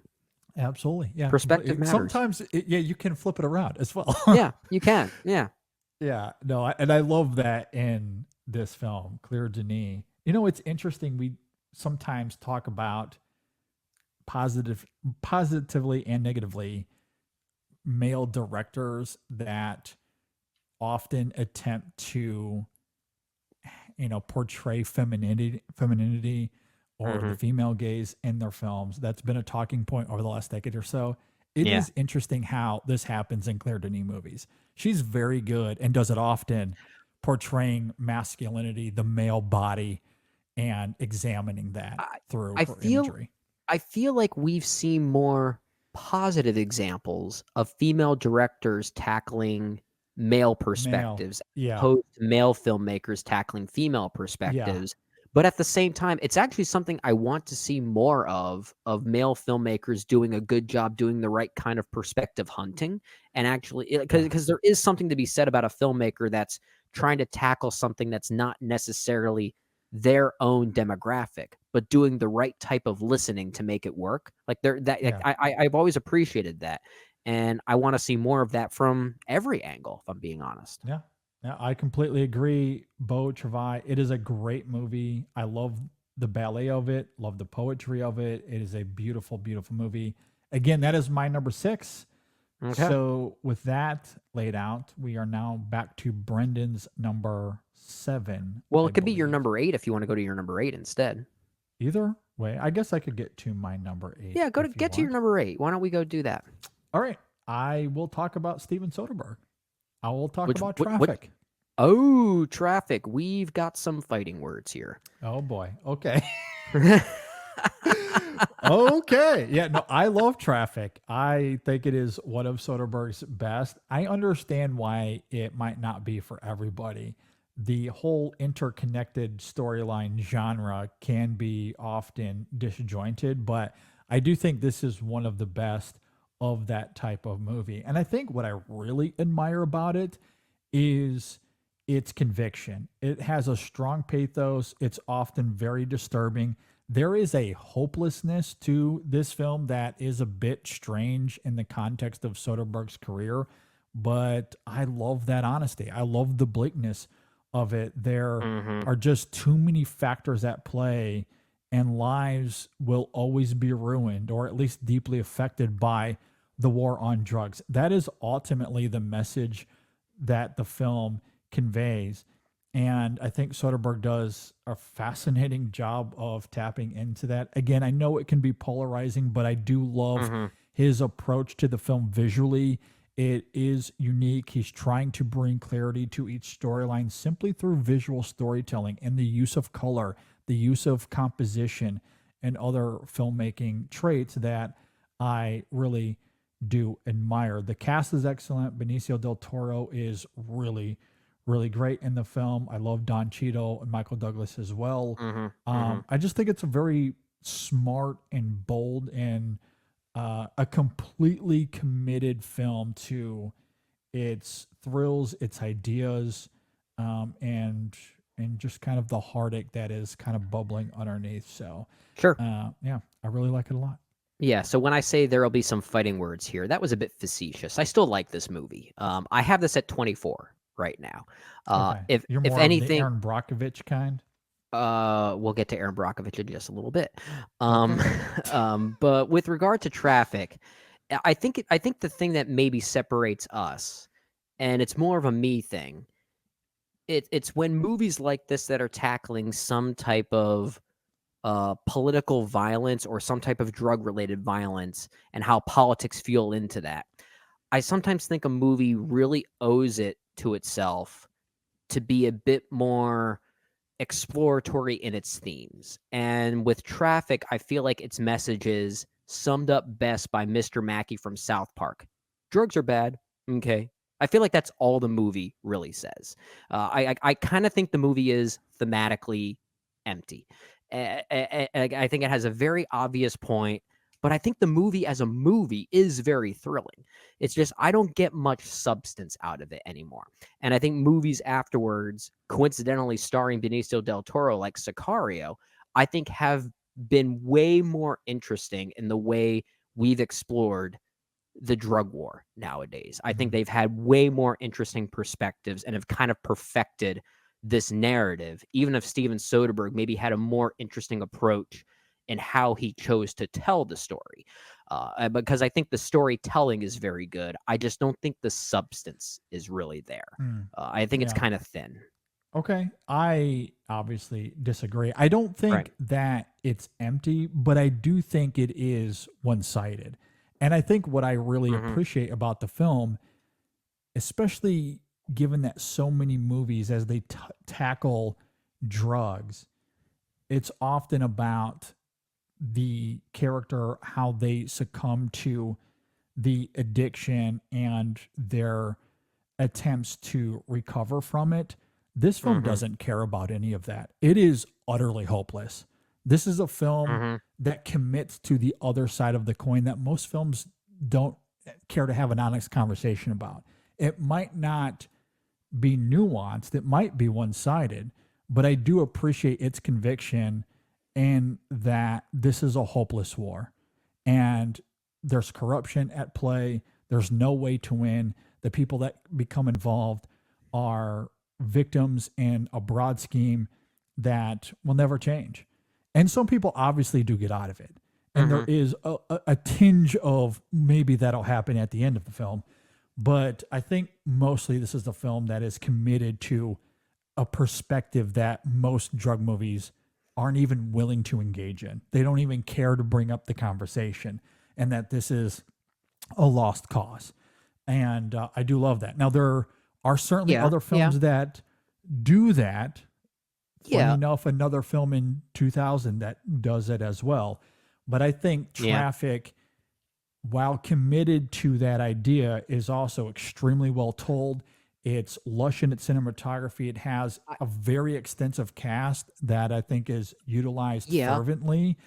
And so like I think it takes its one idea and utilizes it to perfection on top of just a really well told movie that's well directed, that's well scripted, well casted, and well performed. So it works great as a movie and as a thematic exercise. I just love its conviction. I will say that conviction is why I would put this above the other drug movie from this year that you're talking about, which I guess is spoiler alert to say that other drug movie is also not in my top 20. I do think this one is more interested in honing in on that singular perspective and very deliberately telling you we're not here to offer a solution. I do wonder if we're at a point now where we kind of need movies to offer more of a substance outside of that, and I do wonder if Traffic has aged poorly in that regard. And I don't say that in the sense that I think it has aged poorly. I just wonder if that's a conversation worth having now. It's funny you say that, because to me it only ages more gracefully because no other film even attempts to mimic it. Like nothing that I've seen anyway. Maybe there's something out there, but I've never seen anything that has the same conviction since Traffic came out. Sicario maybe, but at least that one has a bit of a solution on its mind that's pretty provocative. Yeah. Well, I feel like Sicario's about other things, though. I don't think it's about the same things explicitly. It adds more layers to the things that were very explicit in Traffic. It feels like an extension of Traffic to me. I mean, they both coincidentally end with some type of kids sports game over the end credits. But Sicario, it's hard to compare the two because they're both about the drug war, but that's very superficial of a comparison. They're very different movies, tonally speaking, and they're going for different reactions. But at the same time, I think a movie like Sicario is an example of a film that tackles this type of thematic subject in a way that gets me thinking more. Traffic it doesn't get me thinking as much as some other movies that tackled this type of material. But at the same time, you're not wrong. I do admire its conviction. It more or less lays its cards out pretty early and doesn't really go much further than that. And I kind of have to appreciate that at the same time. Yeah. I mean, and I think I see, and that's the thing. I don't necessarily disagree that, Sicario is like, it's a more intelligent movie and has certainly more on its mind. So there is nuance there, but Traffic might make me feel more about this because of its hopelessness. That's a fair point. That's a fair commitment to that. And it's a visually ugly movie, and that ugliness does.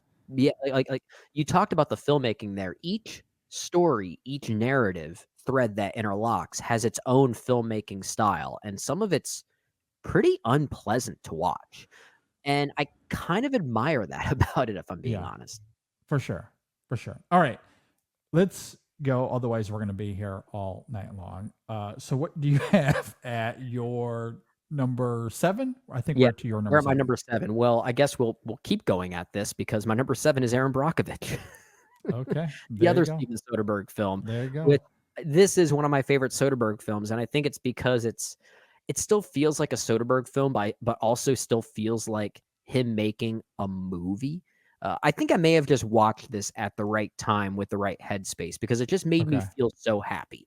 Not just because of Erin herself or Julia Roberts' magnetic performance, but and how a movie with this much self-importance can be made with this much sincerity without ever feeling like a cloying TV movie of the week. I mean, it's kind of interesting that this came out the same year as Traffic because they are the complete opposites tonally of each other. Sure. They really are the perfect yin and yang for a filmmaker to do in one singular year. I gravitate more towards the Aaron Brockoviches within Soderbergh's filmography than I do Traffic right now. And maybe I'll change in like 10 years. I might find myself in a more hopeless state of mind. I'll think Traffic's the greatest movie ever made.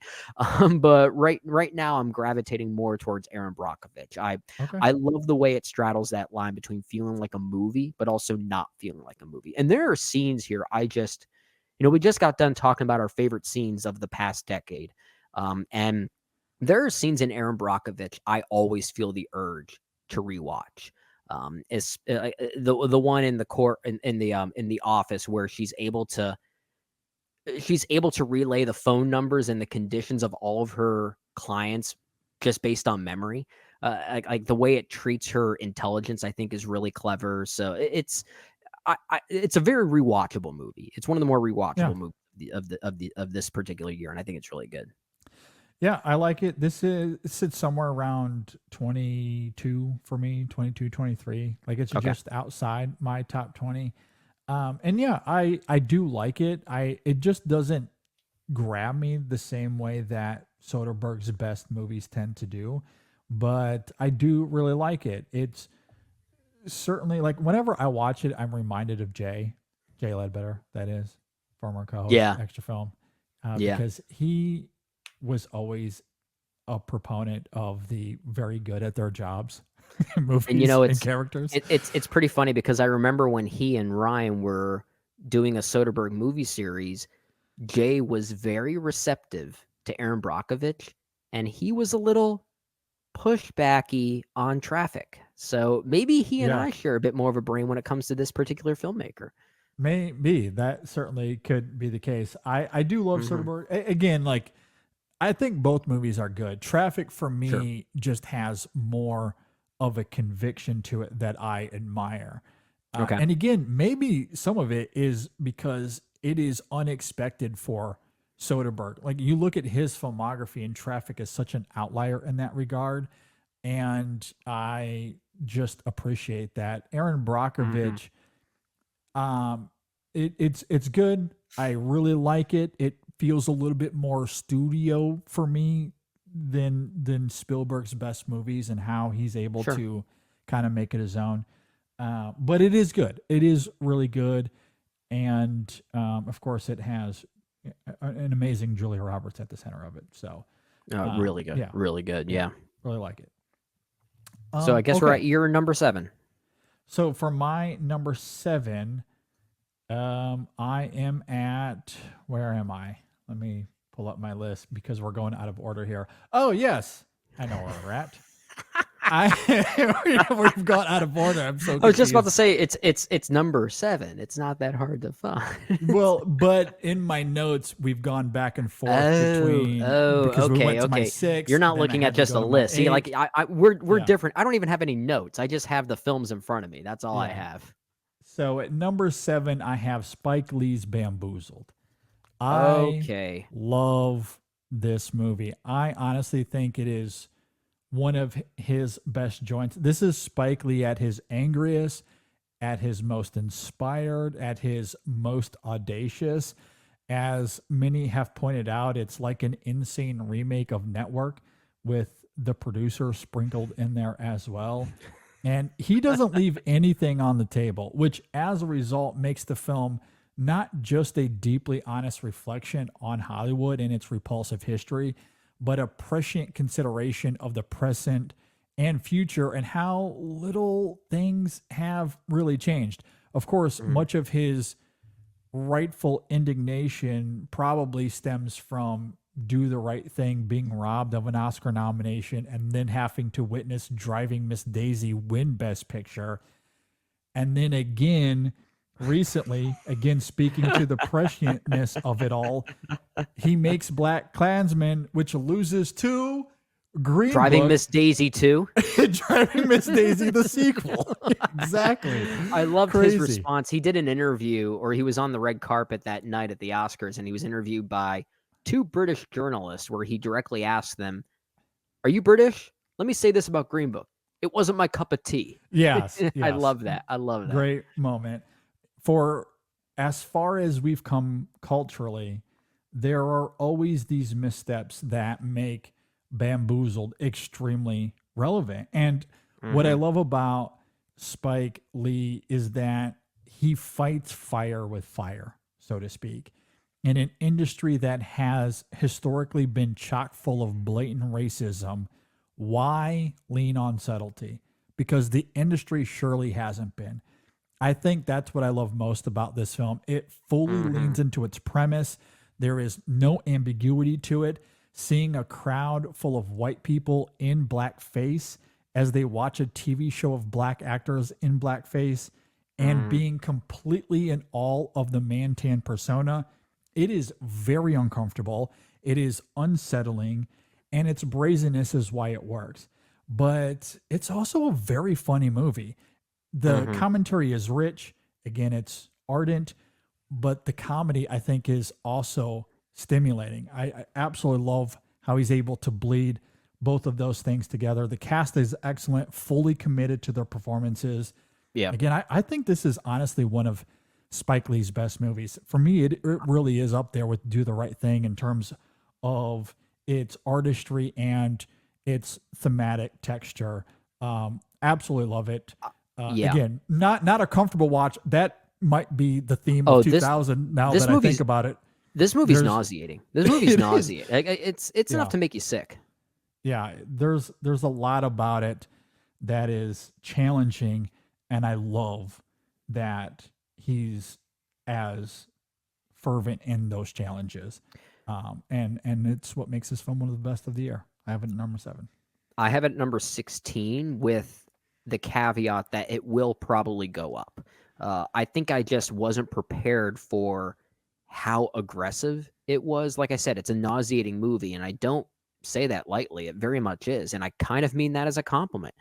It may be Spike Lee's most predictive movie in some ways, and we talk a lot about movies from these past years when we do these retrospectives that have aged very well because they were so ahead of the curve. Bamboozled is definitely one of those. I feel like you watch this now with the lens of 2024, it does become a much better movie because this is one that wasn't very well received at the time. I think it's sitting at like a 56 on Metacritic. Yeah. No, I'm Crazy.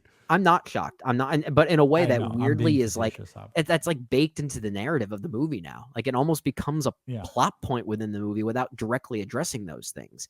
And I think that makes the film fascinating. So yeah, I have it at number 16 with a bunch of asterisks that it's probably going to grow. It's going to grow in that ranking at some point. Like I know it will. I need to be ready for it. I need to be prepared for how aggressive that it is. For sure. And admittedly, I do think part of the prowess of the film is how it works in 2024. I'm sure it would have been equally as challenging and fervent and all of those things in 2000, which is probably why it was polarizing. But you see how things have progressed or haven't progressed. You absolutely have to add in the irony that he lost Best Picture again to a Driving Miss Daisy-esque movie. That's also a part of it. And it's just like, okay, have things really changed? And could you see this kind of thing happening? And obviously it is very on the nose. It is outlandish. But again, in terms of that idea of fighting fire with fire, I think that's why it works and why it's so great. So I agree. It. Yeah, good stuff. Okay, so to your number 6 then, what do you have at number 6? My number 6 is going to be somewhere in your top 10. I know it is. In fact, at this point, it's got to be in your top 5 because that's all that's left as far as what I don't know. So we're at the crossover stage. We have to be. Number 6 for me is Crouching Tiger, Hidden Dragon. Okay. Yep. This is my number 3. Number 3? Okay, I'm just making a note of that now because this will not get confusing at all. No. Nope. This is the beauty of taking notes mid-podcast. So at least we can talk about this one together and speed this one along. I think I would have rated this one a little bit higher if not for some of the dialogue exchanges here, which are sometimes a bit plotty at times. I understand that might just come with the genre territory, but man, does Ang Lee direct the hell out of this thing. Like taking it as purely a sensory experience, it might be the best movie of the year 2000. It's like the film is just a thing of beauty. And what really sells it for me is its 2 central romantic performances. And when I say performances, I mean the pairing of performances, because you technically have 2 romances happening simultaneously here. And they all blend with each other perfectly. I think this is Michelle Yeoh's best work, if I'm being honest. There's really no good or evil here. Really, all its main players are simply finding themselves victims to upholding ancient traditions that prevent them from living lives for themselves. That's really the basis of this movie. So Ang Lee said he wanted to direct this like a Chinese dream in some ways, and he's looking at it and at not just a cultural dream, but also a funneling of how history was maybe a bit restrictive to certain people at this time, and certain professions and certain genders. He's looking at it in that way that makes the film very timeless, despite its wuxia specificities. So it's a beautiful film in that regard, and the fight sequences here are. When I was young, I didn't like the fight sequences because I thought they felt too Matrixy. Now that I'm older, I realize that I was a kid and stupid at that time. It's it's a beautiful film. It's a beautiful film. But the way that these fight sequences are able to defy gravity showcases the strength of the spiritual strength specifically of what they're able to do, I think is really great. So it's a beautiful film, and I'm not surprised to see it ranked at number 3 for you. Yeah, it is breathtaking to watch. It is poetry in motion. It is exquisite in its emotional narrative. The action sequences are exhilarating, but what I really love about them, the wuxia of it all is fantastic, but each of these sequences have a pathos and an arc built into it that I think is stunning, especially when you consider the performances and how crucial the cast is here as well. It is a blistering marriage of visual storytelling and radiant writing. As you noted, it wrestles with the duality of personal freedom and societal honor. There's a deep-seated desire for love in all of these characters that they battle within themselves against the cultural honor code that roots many of the actions they take in the film. And it is beautiful. I mean, that last line from Li Mu Bai, I want to tell you with my last breath, I have always loved you. I'd rather be a ghost drifting by your side as a condemned soul than enter heaven without you. I mean, if you're not moved by that, you're dead. You have no soul. That is an unbelievable line. We often avoid hyperbole on this podcast, but that's one I'll allow. Yeah, it's just so good. Like I love the writing. I love the production design. Again, the stunning craftsmanship of the sequences. You certainly think of the forest scene there with all the green imagery. I just love it. It's iconic in many ways, and I absolutely adore it. I mean, this is a film that has gone on to inspire a lot of other films in the aftermath of its release, and for good reason. There's a reason people want to mimic this film. Yep, absolutely. It's wonderful. So yeah, I have it at number 3. Even some of the mimicry. I don't even want to call it mimicry. Yeah, that might be the wrong word. But, because some of the films that became popular here in response to Crouching Tiger, Hidden Dragon were still made by Chinese or Taiwanese filmmakers mostly. Sure. Like Zhang Yimou, and I think his film Hero is probably the best example of it. Like I do slightly prefer Hero over Crouching Tiger, Hidden Dragon, but they are going for ultimately different things. I think Crouching Tiger, Hidden Dragon is certainly more influenced by American Westerns by comparison. There is a very Western vibe to it, especially when you get that extended flashback of that romance between its two younger characters. It definitely feels like it's out of a 1960s John Ford film at times. But I kind of like that about it. It's great to see something like this that had this kind of accessibility that introduced audiences to this type of movie. And then they would then find intrigue in Hero and House of Flying Daggers and Curse of the Golden Flower and The Grandmaster some years later. So I'm glad that a movie this good could spark a movement.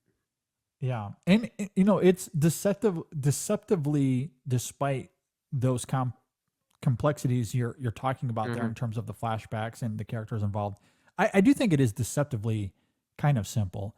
And there's a lot of symbolism that is really rich and layered into the film, don't get me wrong, but it really is about all of these characters in their own way wrestling with the personal freedoms they want and the culture that has rooted them, that they do want to honor in some Yep. sort of way, and they're having Absolutely. to find themselves navigating through that, and it's Yep. yeah, it's beautiful to watch. Good stuff. Okay, so that is your number 6, my number Yep. 3. And so your what- number 6 was also Beau Travail. Beau Travail. Yeah. So that means it's back to my number 5, I Yep. guess. Yep. I think Who do you this have is at number also 5? going to be in your top 5. Coen Brothers. Oh, brother, where art thou? My number 2. Number 2. Okay. Number Okay. Let's talk about Number this 2. thing. I'm trying to pull some things up here. This is one of my favorite Coen Brothers films.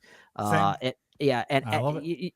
And it's interesting because it's one of their more meandering films. It's one of theirs that doesn't really have much of a story, if by comparison, but it's the one I think I can rewatch the most.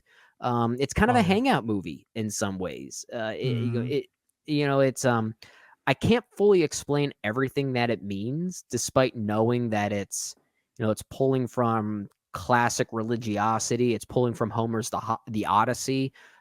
Themes of faith and history and music permeate throughout the entirety of it.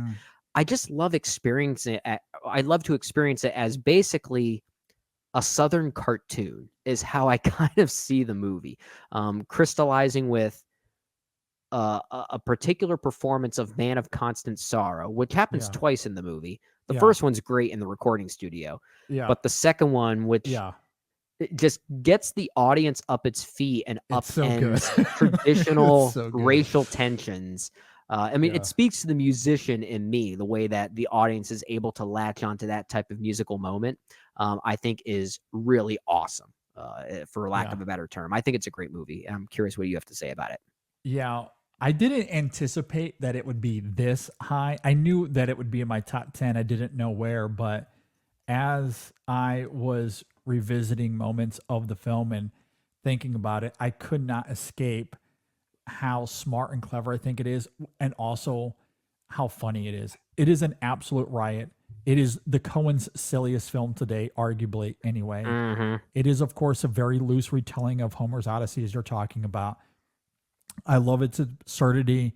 And again, I think underneath the lunacy of this film is something incredibly clever with what it has to say about spirituality.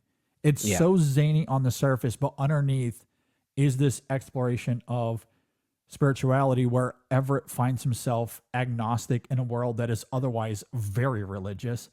There's that great moment where Pete and Del Mar get baptized, and there are some really funny quips thrown around in the aftermath of that moment. Yeah. They then meet up with Tommy, who we learn has sold his soul to the devil, which is a fun juxtaposition to Pete and Del Mar. And it leaves Everett in a very unique spot, but it's not something he relents on until he's caught by the devil, so to speak, the sheriff character, where he falls to his knees and he speaks to God and is not only saved, but baptized by the flood that comes about. Yeah. There are tons and tons and tons of spiritual and biblical references here that I think is so arresting, again, with how it's interwoven with the zaniness we see on the surface. Even the song Man of Constant Sorrow speaks to this. It does. When You're right. you look at Isaiah 53, 3-5, it says, he is despised and rejected by men, a man of sorrows and acquainted with grief. Surely he hath borne our griefs and carried our sorrows. He was wounded by our transgressions, and with his stripes we are healed. That correlates to the lyrics of that song pretty impeccably. And so, like, I love how the writing is so spectacular and how it's able to have such thematic depth to it in a film that you don't really ever have to think about it in that way. No, you Because don't. The lunacy is so good. You're right. It's a hangout movie. There's just simply a lot of gags and a lot of laughs to be had. It's At a least- Looney Tunes episode. It basically, if you're in tune with the Coen's humor, and I very much am, I find all of that radiant in this film. I just Yeah. absolutely adore it. But Uh-huh. I also find the religiosity of it striking as well. and the whole idea of Everett being agnostic when everything else around him is antithetical to that in some way, shape, or form. And then there comes a moment where he has no choice but to get on his knees and pray. And the moment that happens, he finds himself saved, but also saved from the devil and from God's wrath as well. Like it's just so fascinating how all of that works out. And that is the brilliance of the Coen brothers when they're at their best. There's so much to love on the surface. It's what I love about Inside Llewyn Davis. I can simply watch that as a music movie about a man struggling to find his way. And but Llewyn you know, is so fascinating. They being the Coen brothers, they have more on They their being the mind, Coen brothers. really. They have more on their minds every time.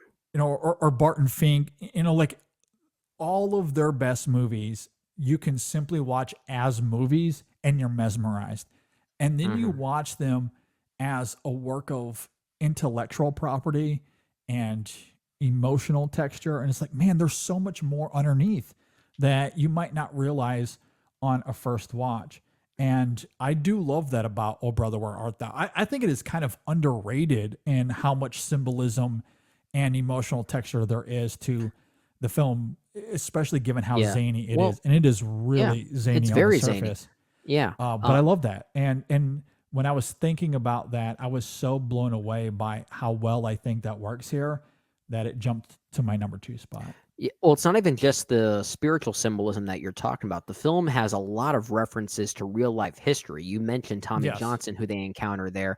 Even Babyface Nelson makes an appearance that we may even have to consider a movie like Oh Brother, Where Art Thou as one of the best examples of kind of revisionist history in some ways. Sure. It's so attentive to its historical references that while it's not necessarily accurate, it's interested in exploring the real life figures around these things.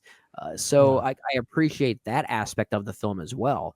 It's the time and setting is really interesting as well. It's and weird seeing how that comes about. Yeah. It might be the most interesting Coen Brothers film, to say the least. It also might be their best looking movie. It is really great. And the music, as you talked about, it's so good. It's so good. Might be a top 3 Coen Brothers film as I think about it. Yeah. At least and I haven't even, I noted earlier that this is loosely based on the Odyssey. I think there's a lot within that you could tap into as well. Sure. If that's something that you relate with. Admittedly, I don't know that world as much as I know the biblical text. And so I see the biblical references vividly all over this film in so many scenes. Sometimes it's very subtle and clever and hidden. Other times it's quite obvious. But it is all over this film. And you couple that with the ancient Greek stuff and the historical context that you're talking about. I mean, it's so cleverly woven together. Like it's really smart, which I think is ironic because there's so much buffoonery on the surface. It's a smart movie that's presented as a movie dumb. about idiots. Yeah, exactly. That's the perfect way to phrase it. And I love that irony. I love great. George Clooney in this. One of my favorite performances. And Clooney's great. That's another thing too. This is honestly one of his best performances. Oh gosh, yeah, absolutely. Yeah. And someone pointed this out on Letterboxd. I can't remember who, so forgive me, but the context in which this comes out is fascinating because up until this point in his career, we had seen him do a lot of dramas. We had never really seen Clooney be just a silly, goofy guy on camera. Like this was his first foray into being that comedic, and he just absolutely steals the show. Like he nails it. I mean, what would be the closest? Maybe Out of Sight? Batman and Robin. That doesn't count. Unintentionally? Yeah, unintentionally. Yeah. He's even said in interviews that he still apologizes for that movie. Yeah. Obviously, I'm being facetious because that is, it wasn't meant to be that funny, but yes. It's not him. But Yeah. No, yeah. I mean, not many of his films or performances demanded that of him. Right. And so we really hadn't seen it. And then the Coens just bring out something completely new. And you would have thought that he had done this in his entire career. Just absolutely nailed it. Yeah. But yeah. And that entire cast is just fantastic. It's great. It's great. Good stuff. So that was my number 5. So we haven't gotten to your number 5 yet. So I think that's what's next up. All right. My number 5. We're going to a very, very different film here for my number 5. I'm curious if this lands on your list or not. I honestly, I don't know how you feel about it. So this will be interesting. I'm going with Edward Yang's Yi Yi for my number 5. It is my number 2. Okay, there you go. So we're just flip-flopping here. You know, actually, I'm surprised by this because I saw your rating on Letterboxd. I thought you may not have had this one as high as some of these others. Well, you should look again, my friend, because it has been updated. You updated it behind my back? How dare you? I updated it behind your back. Because, look, and to be fair, when I wrote it, I said I'm being conservative on my rating because I need to wrestle with it. And at the time, I watched it in the week leading up to me going on vacation, which was a very busy week. It was poor timing on my part. To watch a 3-hour movie of just life. Yeah, of just life. And as a result of me being busy that week on top of my normal day-to-day, I did have to break that film up into a couple of segments. Which is fair. And I was so overwhelmed by what it was trying to say or what it was trying to do that I just needed some time to wrestle with it. I just needed some time to sit on it and think about it, read about it. And I'm glad that I did it at the time, even though it was somewhat poor timing. It gave me a little over a month to wrestle with it before coming into this episode. And I needed that time. I really did need that time. And I just came to love with it. Like the more I sat on it, the more I loved it. The more I sat on it, the more I really loved it. And ultimately it lands at number 5 here. I think what's really interesting with this film, with the exception of its time scale, as this film takes place over a few months, I believe. Yeah. Or summer or a year or something like that. But it reminded me a lot of Boyhood. I saw a lot of Boyhood here. Or vice versa, Boyhood is a lot of this film. Because this is a stunning portrait of the everyday struggles that many of us experience. It perhaps attempts to balance life's mundanities with its more grander dramas than Boyhood. But the approach is very much the same. Edward Yang wasn't interested in making a movie. It was more so a delicate, rich, and dense ode to humanity. It's about the emotional volatility we experience, such as celebrating the birth of a child in contrast to the death of a grandparent. It's about family and our sense of self. It's about regret and how old romances find our way back into our lives. It's about how we reflect on our lives as they unfold and as we age. In just a few hours, the film exhibits marriages, affairs, problems at school, the almost wacky things that happen to us in our careers, our family and how they shape us. There's so much here that is, again, it's dense. At times it's wonderfully banal, yet it carries so much weight, which is how I felt about Boyhood as well. And it's all funneled through a remarkably cinematic lens. The cinematography at times is quite astounding. It is, which is surprising really, for how really good. static it is. Yeah. Like the camera really never moves. It finds a placement and just lingers as an observer of sorts. Yes. And at times the composition is just stunning. It is really well crafted. A lot of use of reflections and mirrors and windows. The door kind of voyeuristically looking into other doors and corridors. And I love all of that about the cinematography. The editing, I think, is very sharp as well. The performances are great. There's just so much to love about this film. It is, there's a lot going on here. It is overwhelming, but in the best ways. Like, this is a movie that requires you to watch it multiple times.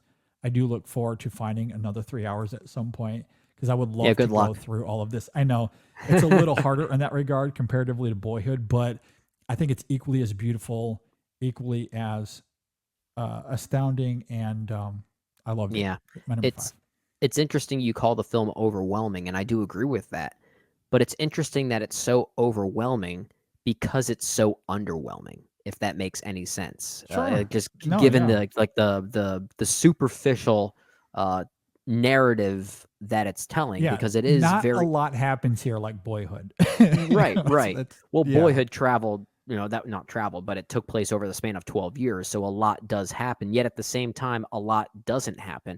I was also reminded yeah, of Boyhood because so much about Boyhood was about depicting the big life moments, but it was about what happens after. Oh, it's about the yeah, day after graduation. Oh, it's yeah, about the day after something. And yeah, Yi Yi deliberately opens up with a wedding, but we don't spend much time at the wedding. It's more about yeah, the after party of the wedding as it's concluding. That's the first yeah. 10 minutes of this thing. And even Uh, that is from a distance. yeah. Like we see the party kind of unfolding, like way in the background. Yeah. The way it treats mundanity, as you're talking about, is certainly appropriate. I know there have been some Asian critics out there who have written about the film's depiction of modernity, which I can't speak to, but I do think that makes the film all the more layered, knowing that that interpretation certainly exists and how it relates to Yeah, Chinese history and traditions. But you don't have to look at it in that way to find it to be a very life-affirming experience. On its face, I think the film is a beautiful depiction of showing us the things in our lives that we think are there, but we simply can't see. Just the overall idea of how the past can catch up with us, but it's something that's now looking behind us. We can't see that anymore, and it's visualized by what Yang Yang, I believe the young boy's name is, and how he yeah, captures the backs of people's heads in his photography, and how he wants to show something that people can't see. So it's pretty direct in that regard. But it allows certain parallels to exist between certain characters. There are scenes that play out that directly mirror how the experiences of someone else in this movie may have concluded or what they're about to go through. The way that narrative threads intermingle and cross contaminate is so beautiful here. It's one of the movies from this year that I would say is in the running for one of my favorites of the decade. There are Oh three wow. movies from Okay. this year in particular, and I love all 10 of these movies that we're talking about, but there's a particular threshold you have to consider here. When movies get so good, you're going to start considering them as some of the best of the decade. This is one Yeah. of them for me. That's why it's my number 2. And it honestly could raise as I think about it more, because I don't think Yeah. there's a false step here. I think even as a 3-hour experience, it's pretty much perfectly constructed. See, that's really interesting that you say that because that I did wrestle with when it came to my top 5, and that's partially why Oh Brother landed at my number 2. I went Okay. back and forth so much on that 2 through 5 spot. But then you start thinking about, okay, well, best of the decade is coming up. Mm-hmm. How would I rank 2000 amongst those other movies? Mm-hmm. And Oh Brother, for all the reasons I just talked about, I was like, yeah, that kind of like that resonates with me. That I think competes with these other movies as well as my number 1. So like I totally understand what you're saying there. And Yeah. perhaps with more time, Yi Yi might climb the ranks for me even further Well, because that's all it's done over the last month. I've just loved it more and more and more. Well, it's interesting. I say that because I need to say this carefully so it doesn't sound like I'm playing the bandwagoner game, because Yi Yi is a film that is among cinephiles considered one of the best, if not the best, of the 2000s. It was recently ranked at number 2 on IndieWire's best of the 2000s. Yeah. I watched this movie for the first time a week ago, and I'm already saying I agree with that. Like Okay. I'm already kind of there. That's fair. Like Yeah, it'll which be doesn't in my happen very top often. 50. Yeah, well, I usually don't like to do that. Like, usually for me, if I know the reputation of a movie going in for the first time, I always want to play it with a bit of a more conservative interpretation, so that way I'm not jumping to conclusions. But with Yi Yi, I was by the time the end credits started to roll, I thought to myself, yeah, I'm with everyone on this one. It was pretty instantaneous for me, and that's not to say it should be for that. Like it should be the same for you. I'm not saying that, but it's one of those few times where I was kind of able to jump on the bandwagon pretty quickly, which doesn't happen very often. Yeah. I mean, it's at my number 5. I don't know how much disparity there really is here. That's It your will same be way in of saying my you top hate 50. the movie. I'm kidding. Like, it's gonna. We're talking about a decade's worth of movies, and it'll be in my top 50 of a decade's worth of movies. I think thought that's only pretty 50 high. movies came out over the span of 10 years. Yeah. I mean, some people might think that is the case. Average But moviegoer yes, might only see like 20. It's really good. I wholly agree with you. Yeah. So good. Okay. So that's your number 2, my number 5. Yeah. So that means So- we're at number 4 for at least my 4. number 4. Your number 4. Yeah, do you my got? number 4, I don't know what you think about this one. I don't think this is in your top 10. I know it's not in your top 10. I'm not even sure if it's in your top 20. Let me get my notes up here so I get all of the details here. My number 4 is the sports romance film from Gina Prince Blythewood, Love and Basketball. Okay. Have you seen this one? I have seen it. Yes. Okay. It is not in my top 20. But it's in that like 21 through like Aaron Brockovich range.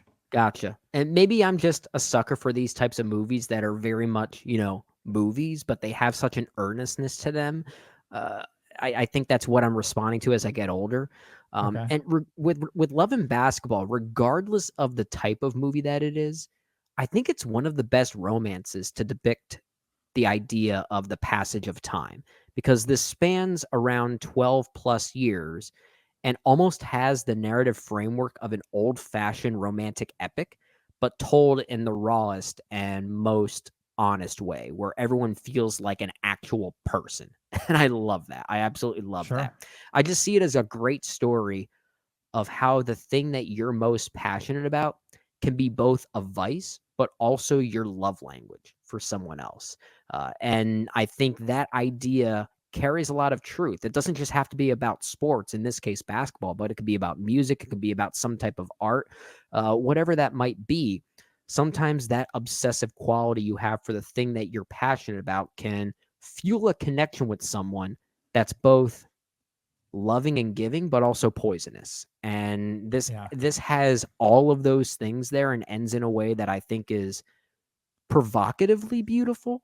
Like in any other hands, I feel like that ending would feel very contrived, but I think in this case, it still has its thoughts on the ramifications for other people, I'll simply say. But I think that's a really powerful notion to end on. And some of the needle drops here really just solidified my love for this movie as I think about it further. There's a needle drop at the end, that one-on-one sequence featuring the song Full of Me by the great Michelle Ndegeocello, who is one of my top 10 favorite artists. I absolutely melt away whenever I hear that. And maybe that's enough of a reason to say why I think it's one of the best films of this particular year. But I do think it's great. It's more of a me movie as I've gotten older. Gotcha. I do really like it. Admittedly, I did not get a chance to revisit it in preparation, as I had a lot of other films I needed to prioritize that I hadn't seen before. And Sure. I really wanted to make sure I got to the Yee-Yees of the world, if you will, as well as a few others. So like Beau Travail was a first time watch for me as well. Sure. So I wanted to make sure I prioritize those, and I just ran out of time to revisit Love and Basketball. I will say though, I do really like it. A rewatch could change things for me. I just, again, it's kind of like Aaron Brockovich. I think it's good. I would still probably rate it like 4 stars on Letterboxd, maybe 3.5, like around that range. Like it's really a good movie, good. I just don't think it quite reaches the heights of the films I have above it. Which is fair. And that's really it. That's all it Which comes is fair. down to for me. Yeah. So I can't really speak too much of it in detail because it's just been a while since I've seen it. But I'm Yeah. glad to hear that it struck a chord with you and it Oh, it strikes a is lot that of high chords with with you. me. So Yeah, it's a really good movie. So that was Okay. my number 4, which means really, yeah. So you have your number 4 next, and it's one of 2 films. Yeah. Like, there are 2 films left that I know are going to be on your list. I'm Yeah. just not sure where Well, they're going to be placed. if I've done the math correctly, my number 4 is your number 1, and that is Lars von Trier's Dancer in the Dark. That is incorrect. My number 3 is Dancer in the Dark. Oh, really? Okay, I did Yeah. my math incorrectly. All right, so my number 4, your number 3. Yes. I said it at the time when we reviewed it, and I'll say it again. I'm both grateful to and furious at Brendan for making me watch this film. And to which my because response is, you're welcome. Is devastating. The last hour is viscerally haunting. That final sequence will traumatize you. But at the same time, it really is this beautiful film about sacrifice and love, and Selma coping with her rugged daily life by transforming it into a musical because, as she says at one point, nothing bad ever happens in a musical. The irony of that is astounding given what happens in the end, but it does give the Yeah. film a remarkable duality as it relates to the fiction we sometimes create in our heads and how that collides with the reality we live in. That in and of itself, I think, is captivating, but it's even more poignant thanks to Bjork's stunning performance, and it really is one of the best of the decade. She is so good in that film. She's funny and charming. Her love for musicals is contagious. She loves her son. I love those scenes in the film as well. And then it ends on that note that is formidable. And some of it is the direction and the writing of the film for sure. But Bjork taps into all of that with this remarkable precision that I just absolutely adore. So I don't know. There's something about 2000 and its dourness that seems to be the theme that has resonated with me for whatever reason. I didn't What an really ugly think about year. that too much until we started talking here. But like, yeah, a lot of the films in my top 20 are like, man, these are like really dark and bleak films, but they're really good, really good. And Dancer in the Dark, like I love the music. The music of the film is just really fantastic as well. I love it. My number 4 here. It's a great showcase for a great performance. And I know there may have been, not even may have been, I think it's pretty much confirmed that Bjork herself was not treated the best during the Yes. making of this Yeah, from yeah, Lars von Trier. And regardless of the circumstances there, that's certainly a different conversation we can have. All we can do is judge the performance on screen. And I do think it's actually one of the best leading actress performances I've ever seen in a movie. I do think it's at least up there, regardless of when you want to create that cutoff. I think it is that good. The moment where she sings My Favorite Things in the jail cell, where it's just her a cappella, Yeah. it's probably my Oh. favorite musical number in the film. And this is a It's so musical. This is a arresting. full-fledged musical with Yes. dance sequences and choral arrangements and all of those things you come to expect from a musical, just done in a Lars von Trier kind of way. And Yeah. yet the best one is when she's just simply leaning against the wall, Yeah. singing one of her own favorite songs. So good. It's a devastating film about many things. A mother's love for her son. It's about immigration. It's Yeah. got a lot of those things on its mind. It's a very deep film. Perhaps Lars von Trier's best, although I need to watch Breaking the Waves again. The early side of Lars von Trier, I think, is certainly more emotionally interesting than what he would Yeah. do more recently. Oh, I agree. I think most people would agree with that. Yeah. But here, that's- this is great evidence of really great emotional power. Yeah, no, I do remember having that conversation a couple of years ago. I want to say whenever we talked about Dancer in the Dark, that's when it came up because Mhm. I haven't been too much of a fan of his last few films. Melancholia is really good. I like didn't that. love Antichrist. And so like I felt kind of mixed on him because until we did these retrospectives, and this is the beauty of doing them, I hadn't really seen some of his early work. which is why you're like, no, you need to watch Dancer in the Dark. Yeah. It's really great. It's Yeah. like, oh, You okay, and I'm you kinda liked mixed on him. you like Dogville Well, quite a bit, right? but that was another blind spot for me. I had Gotcha. not seen that one either. And then I caught up with Dance in the Dark. I caught up with Dogville. I was like, man, I really like these movies. I need to maybe start watching some of his more early work because these are really great. He's another filmmaker that had a bit of a pivot point midway through his career, and for many people, not for the best. Yeah, absolutely. But Dance in the Dark, okay. great movie. Great movie. So that's your number 3, my number 4. I've already talked about my number 3. That was Crouching Tiger, Hidden Dragon. Yep. I've also talked about my number 2. That is Oh Brother, Where Art Thou? And my number 2 was Yee Yee, which means our number 1 is next, both of our number 1s. And apparently we just talked about this one for about an hour and a half on a previous episode. I think it's all coming together here. Yeah, my number 1 is Cameron Crowe's Almost Famous. That's my number 1 as well. And I don't think we really need to go into this too much because we literally talked about it for 90 minutes, which should already be available. We've released that to the public already. So yeah, you can go and listen to that. You can hear Brendan and I rave about Almost Famous for 90 minutes. It's a great movie. I love it. My favorite film of 2000. I don't know if you have anything else to add to that. My favorite film of 2000. I think this film, Yee Yee, and Dancer in the Dark, these are the 5-star movies on Letterboxd for me from this particular year.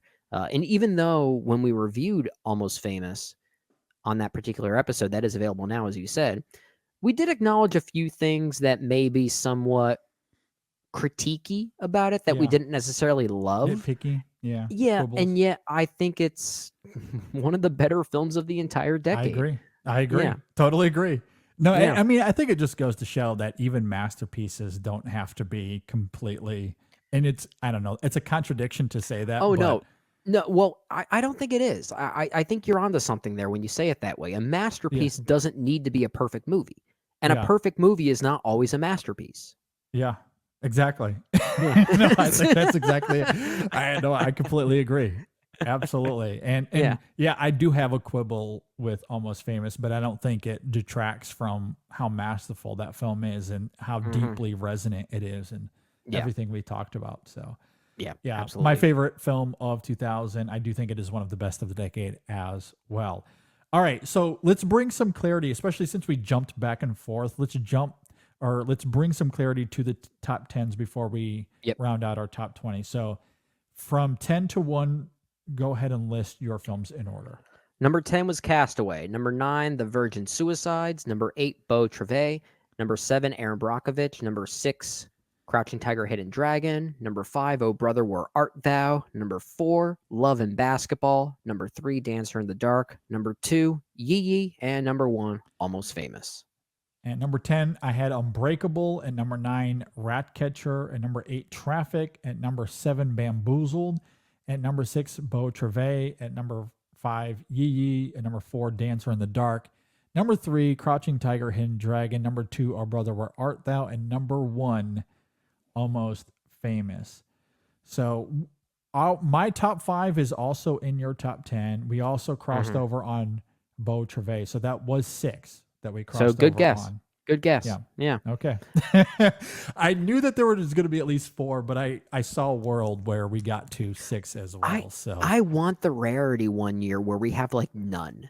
I know. Who knows? I don't know if it'll be 99, but I don't know. I feel like the years that are normally considered some of the best, I don't know. I guess it can go either way because we have the same brain. So I guess it really doesn't matter. Well, this is going to be interesting, though. Let's reveal our 11 through 20. I could see this being very different. So, okay. Tell me your 11 through 20. All right. So number 11 I did reveal was Unbreakable. Number 12 is State of Maine, the David Mamet film. Okay. Yeah. Number 13 is, I don't know. I'm not sure if you've seen this film, but have you seen Girl Fight? No. Okay, so that's my number 13 film, which was the debut for one Michelle Rodriguez. That was a really great performance in that one too. Number 14 for me is American Psycho. Number 15, Gladiator. Number 16, I mentioned earlier, Bamboozled. Number 17 is Ghost Dog, The Way of the Samurai. Number 18 is Bring It On. Okay. I love that movie. Hey, good movie. I like it Yeah. too. Yeah. Number 19 is Remember the Titans, and number 20 is Ratcatcher. Okay. At number 11 for me is Requiem for a Dream, one of my favorite scores of all time. At number 12, I have The Virgin Suicides, as I noted earlier. At number 13, I have Gladiator. At number 14, Castaway. At number 15, Ghost Dog, The Way of the Samurai. At number 16, I have State and Maine. At number 17 is American Psycho. At number 18 is Kenneth Lonergan's You Can Count on Me. At number 19 is George Washington. And at number 20, Willem Dafoe, just really going for it in Shadow of the Vampire. That's one I did not get a chance to see, Shadow of the Vampire. Loved that movie. I will say there was a world where I in all honesty, if I had to substitute one, it probably would have been Aaron Brockovich, maybe Love and Basketball. Okay. Although, as I said, I really needed to revisit that film. Sure. But Remember the Titans is also one of those I really wanted in there. I do think George Washington, Shadow of the Vampire are slightly better movies, but I do love Remember the Titans. And I think it's one of the best sports movies, especially of its kind, and has one of, or maybe a few of the best sports scenes in any sports movie as well. Yeah. That's fair. Yeah. So like it might be my 21, honestly. And depending on the day, maybe I would substitute it in there, but really try to make room for that one. I wanted to love George Washington so much. I think I've just come to the realization David Gordon Green is never going to be one of my guys. I can't quite get into his style. And I like the movie enough, but I wasn't blown away by it. I actually have that at in my list right now, I have it at 35. Okay. There's some stuff I still have above it. Yeah, no, I really like it. Like David, his small stuff I adore. His mainstream stuff is the worst. I want nothing more than him to go back to those kinds of movies. I still think the two best movies he's ever made are Prince Avalanche and Joe. I agree with that. But I would put George Washington right behind it. I'll take Stronger. I'd take Stronger over that one. Okay. Yeah, that's fair. Yeah. Either way, I want him to go back to making those kinds of movies. Oh yeah, not Exorcist movies, which apparently that's never happening anymore. Thank God. No, absolutely not. Okay, so that's it. That's our 2000 retrospective. We are done. We've covered it. We've covered the year of 2000 in film. What a relief. We're done watching movies. I know. If you agree or disagree with anything we had to say here, let us know what you think of our list. You can comment below if you're watching on YouTube. You can hit us up on Facebook, Twitter, Instagram if you're listening on Apple Podcasts or Spotify. You can email us InSessionFilm@gmail.com as well. Our retrospective, our Best of the Decade awards are next week. And what that means is we'll be going over our top 10 movies of the decade, similarly to what we just did, but for the entire decade of the 2000s. We'll do our awards portion as well, where we talk about best actor and actress and all of that of the decade as well. So a lot of performances, a lot of categories to consider for the decade. It's going to be wild. It's going to be long. It's going to be a ton of fun. So be on the lookout for that. We'll have some bonus content as it relates to Best of the Decade awards as well. As I noted, it's going to be a big week, but a fun one. We might not have any reviews come out that week. We'll see if we can fit one in. But we have a lot of content for Best of the Decade awards. This is ultimately why we do these episodes when we do, because it's kind of a dumping ground for new releases. We don't have as much to talk about, so we can get away with not doing a new review. Yeah. There's a couple of smaller films I'm really looking forward to, but I don't know when we're getting some of them. So we'll see. Either way, we'll get to them eventually. Next week, though, it'll be mostly dedicated to our Best of the Decade awards. And yeah, there'll be plenty of time to catch up on new releases once we get through episode 600. So, so be on the lookout for all that. It's going to be a lot of fun. I've really enjoyed all of this. And movies rule. Yeah. I love talking about good movies. I love talking about movies that are like the classics, or at least classics now based on the time span. It's weird to say that given our age that movies that we grew up with are now considered classics. I know. It makes me feel kind of old. I know. Definitely getting old. Yeah. Okay, with all of that said, we will have Women in Session out this week. I think there's a new Chasing the Gold as well. I should have guests on for a review of The Crow and the Ethan Hawke film Wildcat. If everything goes well, that should be coming out this week as well. So be on the lookout for that. Brennan, any final thoughts before we get out of here? Oh, movies rule. Movies rule. And I'm glad we got to record this when we did so we can get this out of the way in preparation for our best of the decade, because I'm going to be on vacation for the next week, maybe even week and a half, depending on how weather is getting back. Going to North Carolina once again, baby. Curry Beach, Carolina Beach. So I might have a nice tan next time you see me on screen. All right. Well, there you go. Have a lot of fun. Enjoy yourself. Woo. You have a nice little resting area as you prepare for Best of the Decade. Yeah. And I come back with no prep whatsoever. Maybe not. Who knows? At any rate, this was a lot of fun. Thanks for sticking with us here to the end. Thanks for listening. Thanks for watching, everybody. We'll see you next time on the InSession Film Podcast. Movies. Top 10, 2000. Pretty good. Not bad at all. Not bad. The rest,